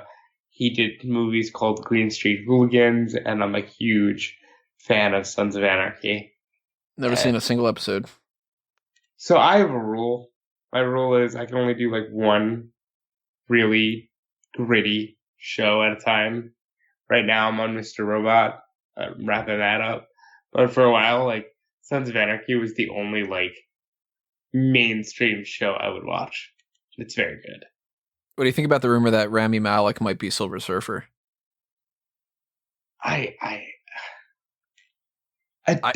could see it, oddly enough. See it, but like, Silver Surfer to me, it's about the time that we start reaching. Like, you know what I mean? Like, I don't see the appeal, but like we said in the beginning, they can make money out of anything. I always liked Silver Surfer as an ancillary character, kind of like sort of like Hulk, like. And you know what? Actually, I'll even go so far as to say, sort of like the Flash and some of these other characters that are big, like tentpole characters. But like to me, the Flash works better as the funny guy in the Justice League than he does in his own series. And the Hulk works better as a problematic part of the Avengers than he does in a whole series based off of the Hulk. Because at certain points, you're just sort of like, all right, Hulk fights somebody who's not as strong as Hulk, but they beat each other up and then Hulk wins the end. Whereas, like, there's more nuance for Superman, and I can get more into that. There's a hell of a lot more with, like, Batman and Daredevil and Spider-Man and all that. But, like, I don't want to do a whole like they did that Silver Surfer TV series back in the day. Yep. That shouldn't have been a thing. And a Silver Surfer movie to me is a one-shot movie, and they did that with the Fantastic Four movie. You do the Silver Surfer is the Herald of Galactus, and you prepare for Galactus to eat the Earth, and then Silver Surfer learns humanity is worth saving, and he gets redeemed, and does this whole alternative thing and gets Galactus to fuck off. Like, that's Silver Surfer. And then beyond that, then what do you do? Is he naked? I don't know. Because that surfboard's made out of the same material. So is he just like covered in like aluminum foil, basically, kind of thing? Like, yeah. Well, like, see, those are the weird things I think about when I think of Silver Surfer, and well, there's that whole debate about like, what's up with the thing? These are the weird things nobody thinks about, but they should, because, like, I'm looking at the Silver Surfer right now, and it's just, that's weird to explain. Because, like, Spider-Man's a guy in an outfit. What is the Silver Surfer? I guess it's supposed to be so out of our realm because it's on that whole cosmic side of things that it would be like, well, you don't understand because you don't have to have this corporeal form, this whatever, and you don't need a dick in space, like kind of thing. Like, I guess, who needs a dick in space? Just like picture it now. Just, Silver Surfer's flying around. He's just like, I gotta get some shorts. Like, Dr. Manhattan, he had no problem swinging that thing. You It's know? cold out here, you know? Like, What did you think about Watchmen? great movie. The television show is what it is. Only saw one episode of the show. Why'd you stop? I had other shit I had to do, and then next thing I knew, the season was over. I'm like, oh, I got like 8 episodes I gotta watch. Okay, well, I'll get around to it. Watchmen the movie was great. Watchmen the show, I suppose it is important for pop culture of the era to tackle the political issues of the era, right? I, however, am just so tired of, like, Politicizing everything. yeah. And that's not to say that it's bad, even. It's good. It's just like, I had to put it on pause because, like, all right, I'm not ready for this, like, let's dive into this political take. I think that the movie and all that is like, if I could get past the nihilism of the whole thing, then I would like it more. But Alan Moore is pretty much just kind of like, everybody sucks, everybody's awful, and the world should just burn itself. And they're like, But all isn't right. that where we're at now in life? And I'll be honest, like, there are layers to that where, like, that's a good take. You know, it's good that people aren't as naive. But this idea that everybody's trying to fuck everybody over, it just gets old. Like, can't somebody do some good in the world without being called a dumbass or the new term, at least on the relationship side of things, is a simp? It's like we have turned our backs on. We all like superhero movies, right? But we all think it's stupid to be a good guy in real life. Yeah. Like, I don't get that. Well, you know what's weird about the DC side of things, which, I mean, I don't know if this is part of the whole continuity or not, because it's all weird. They need to get a fucking name for it. I hate this whole extended universe. They never called it that. People just started giving it that name, and it makes no sense and all that anyway. I like Well, they worlds. can't call it DC Universe because Yeah, DCU, but I like the name Worlds of DC. That was pitched around before. I'm like, go with that, you know. But we're getting Black Adam, and then we're getting Shazam too. And if what I've heard is true, the story for this is Black Adam is like kind of a reluctant hero villain type of combo where like the story would be that he loses his wife and he gets the power of the whole Shazam thing, and that the gods kind of like fuck him over, and he eventually gets like woken up, I guess, like, or he fought in like ancient Egypt, or I don't know this whole setup, but it's supposed to be that he fights the Justice Society of America. So he fights like Hawkman and Dr. Fate and all this, and I'm like, that's weird to me. And then at the end of the movie, he ends up like being kind of good or whatever, and then that leads into Shazam, and I don't know, to me, there shouldn't be a Black Adam movie just to get The Rock to have his own movie. He should just have been in Shazam 2. well, I think they just want to try The Rock in his own movie. I feel like it's just because he's The Rock. That's it. Like, Oh yeah, that they were just like, let's give you your own movie and we'll get 3 movies out of this instead of, and I'm like, you know what? But like, it's Black Adam. Like, why are you, I don't know. Like, as much as I want to see Metallo in a Superman movie, I don't want to see a Metallo movie that leads into Superman Man of Steel 2. Which, by the way, they should have called it that from the very fucking beginning. Man of Steel should not have been called Man of Steel. Man fair. of Steel should have been called Last Son of Krypton. And then they should have had a Metallo movie, and that movie should have been called Man of Steel. Or, not to spoil too much, but my Superman blueprint, Metallo should be one of the first villains that Superman fights, and that is called Man of Steel. And then I they have can made have no bones about this. Should I hit the lottery? It's on the list to give you the money to do the blueprints. to do at least the Batman blueprint. I added a bunch of notes to the Batman blueprint the other day, that were all like just like these oddball notes. Like I want Jason Todd to be involved in the Anarchy gang, and I added a note about I think I had told you about a note that I had written up before about like all these things about that there should be like a cemetery graveyard in the same grounds as the Wayne Manor.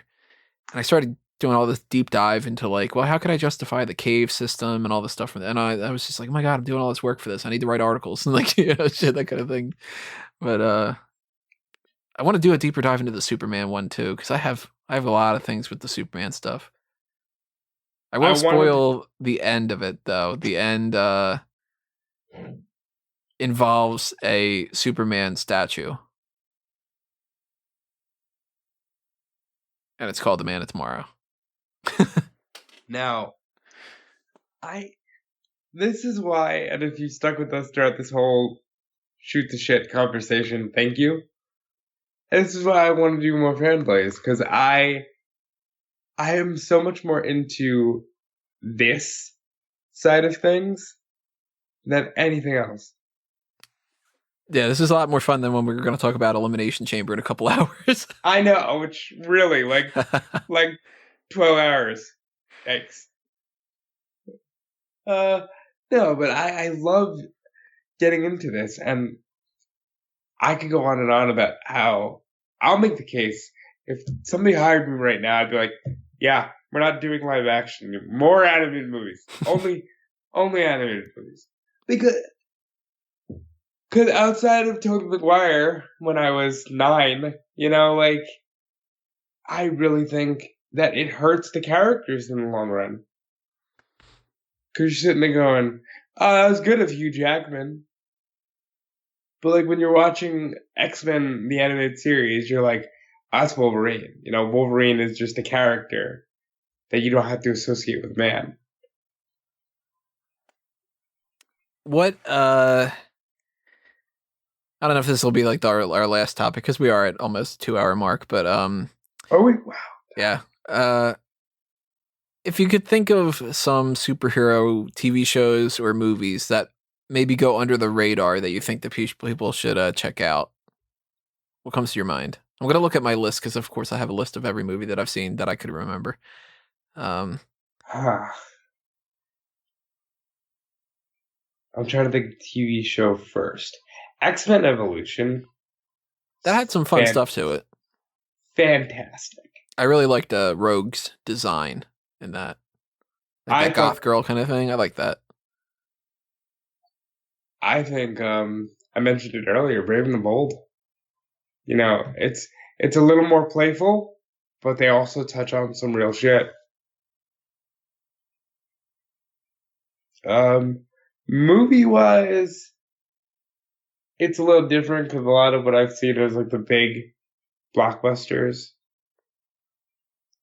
But I had wanted to bring up the 1994 Fantastic Four movie, just because, like, it's such a wild story of how they got there, and it's such a B movie, and we're only 8 years out from, and Spider-Man sets the world on fire. The Fantastic Four thing is a real fun thing to track because, truth be told, I've never liked the Fantastic Four.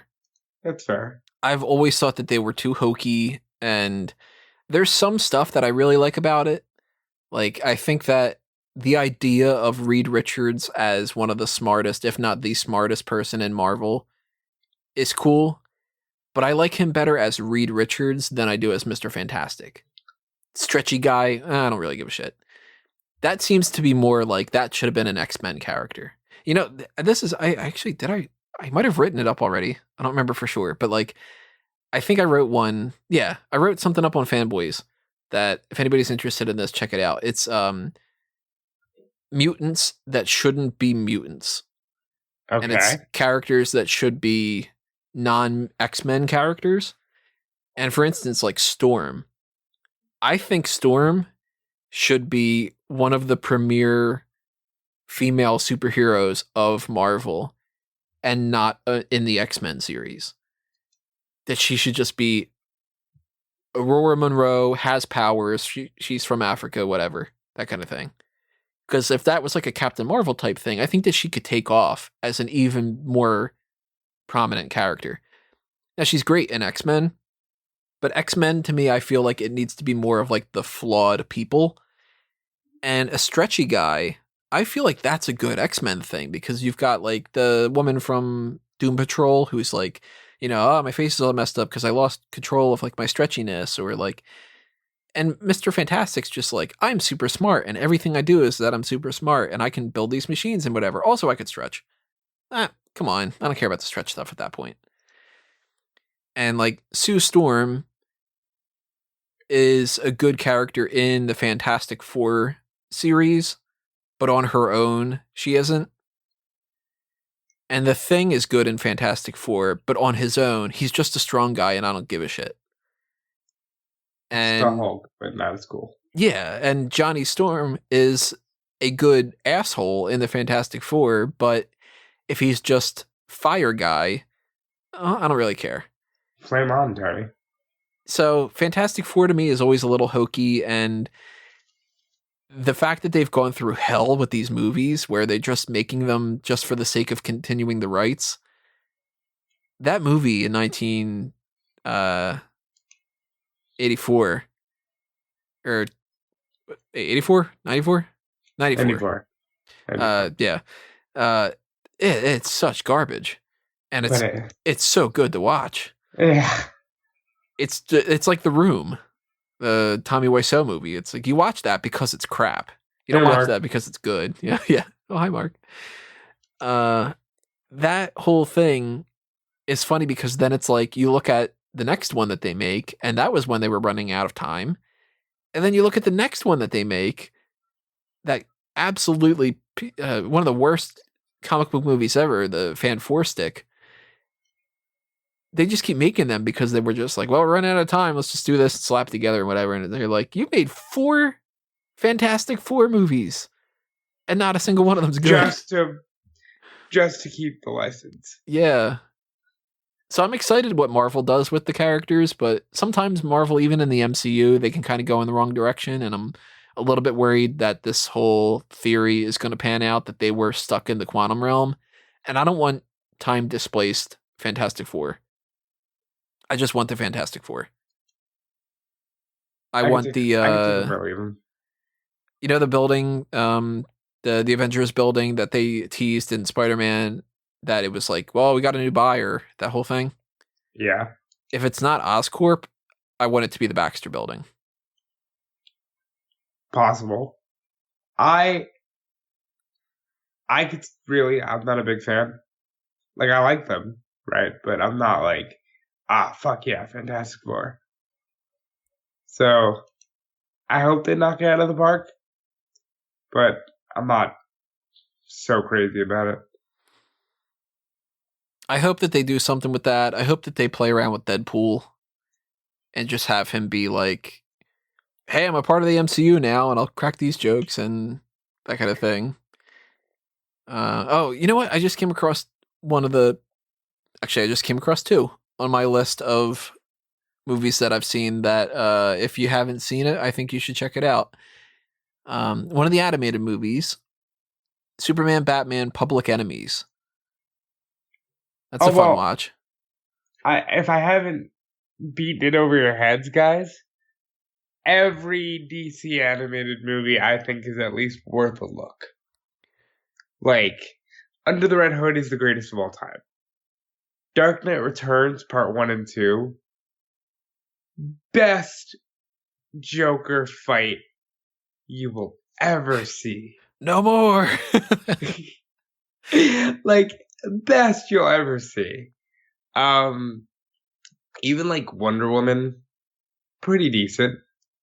I think those are all worth a look.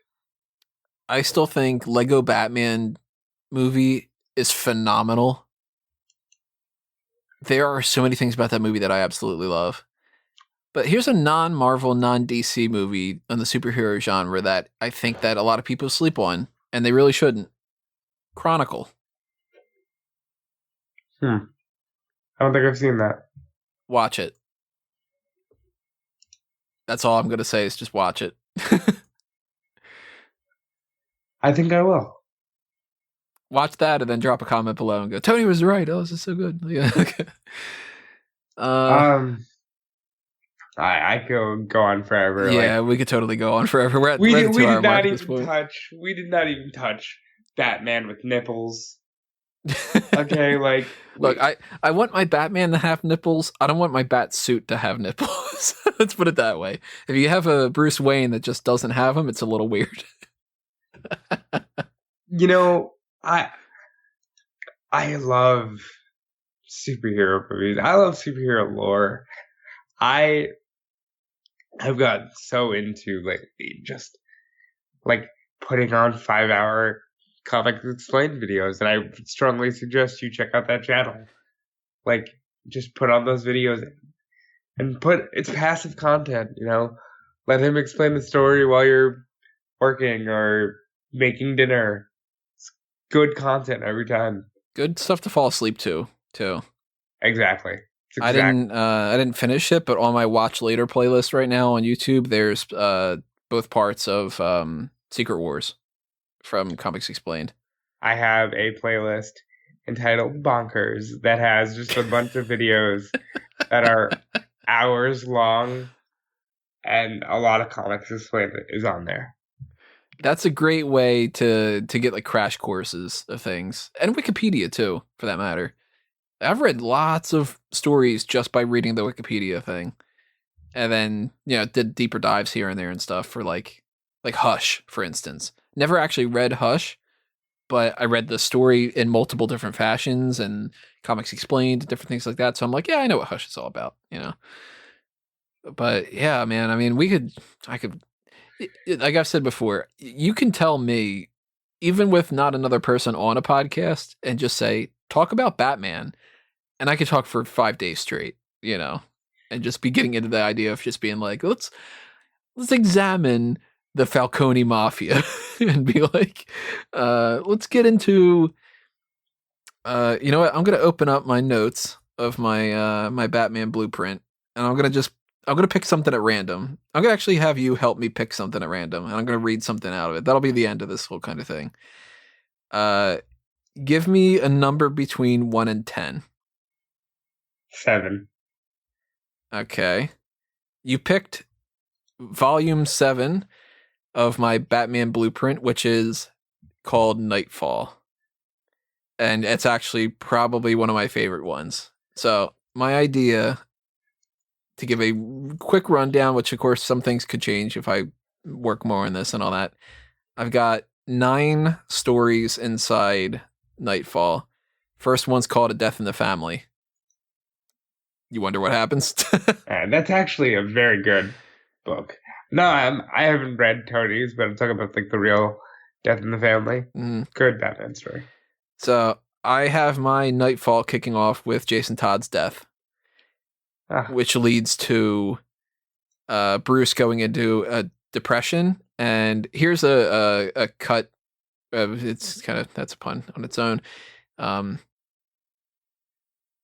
Story number 2 of the Nightfall arc includes this line: Selena foils a cargo shipment of diamonds from a criminal named Rough Cut.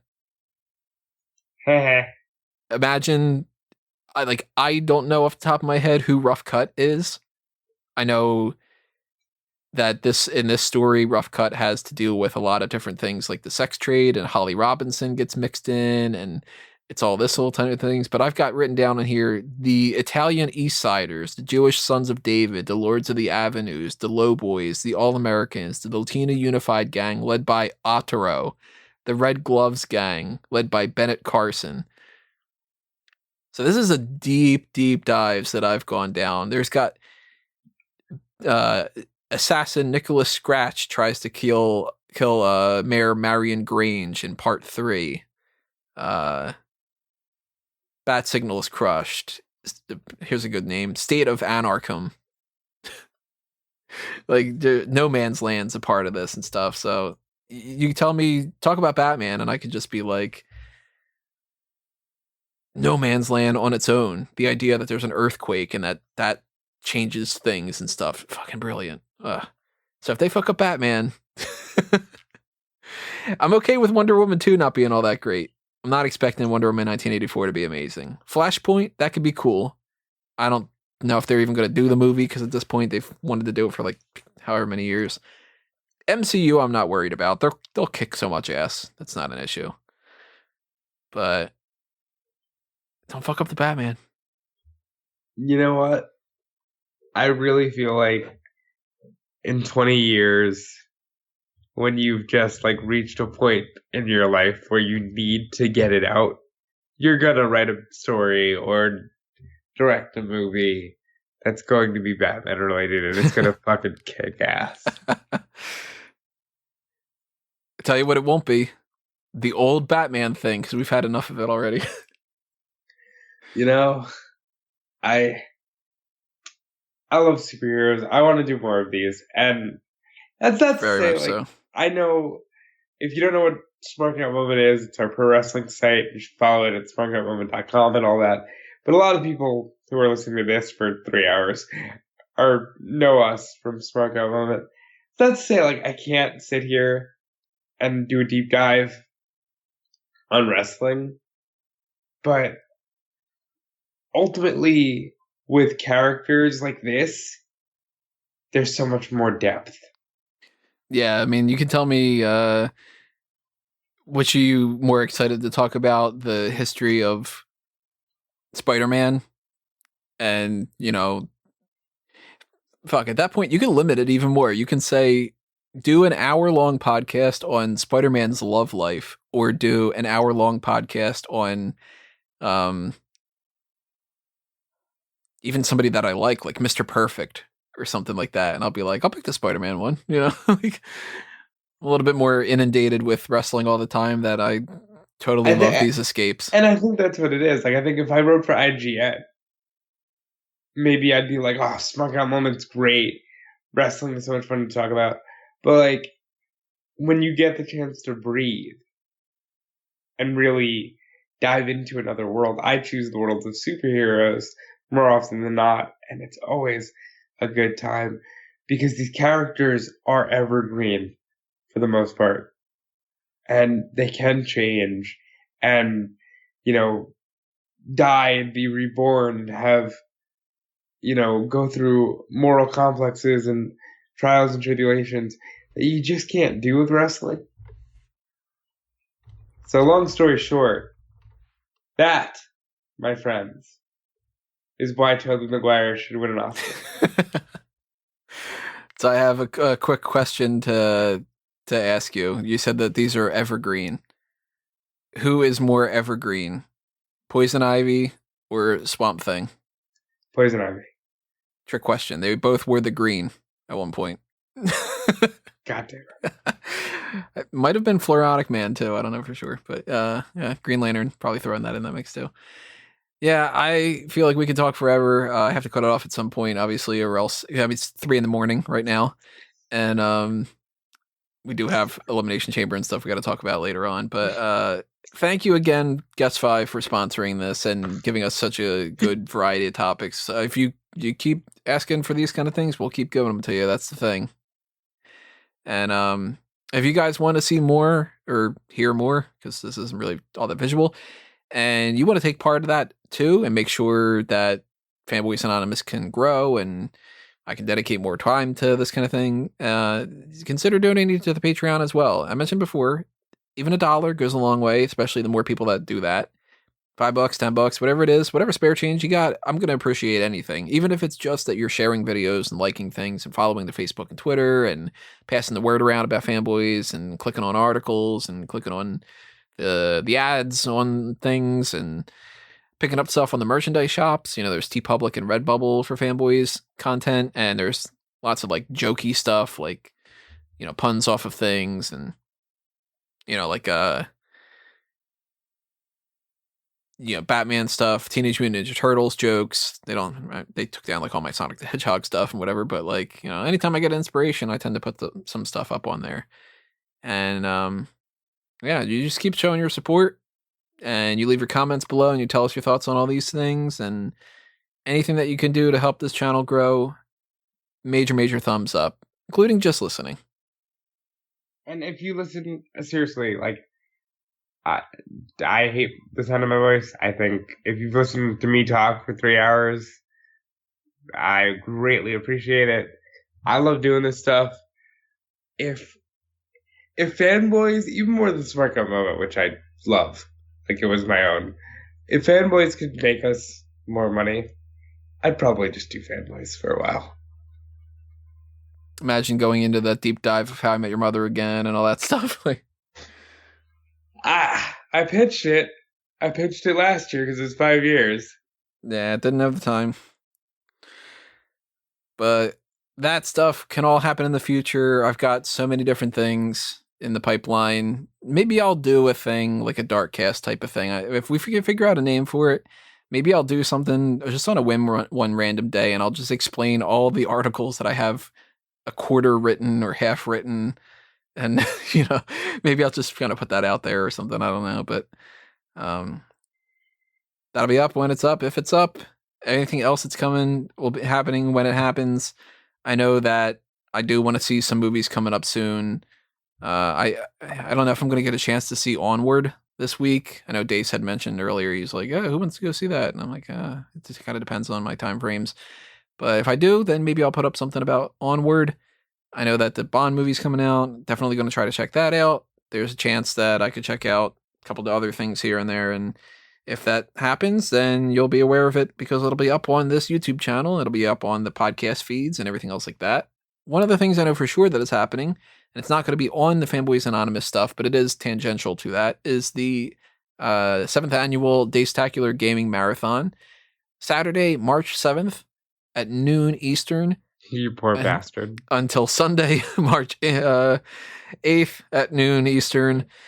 We're doing a 24-hour video game marathon. It is for charity, and I am not a big gamer at all, but I will be playing some games here and there. I may be a part of the Smash Brothers tournament. I'm not too sure yet. I'm sure at some point I'll play like Sonic the Hedgehog or like we usually play like the X-Men arcade game, and I usually just fuck everybody up with Colossus, that kind of thing. Oh, fuck yeah. Oh, like the fighters. Just the whole like, bah! That kind of thing. Nice. So, tune into that, the Dace Man Show, and, support that too. And Rob, you got other plugs? I got plugs. You want to hear something funny, Tony? I'll be on Fightful in a few hours, filling in today. Fightful.com, Sean Rossap. The team over there works their fucking asses off to get you, like, the most legit, sourced pro wrestling news.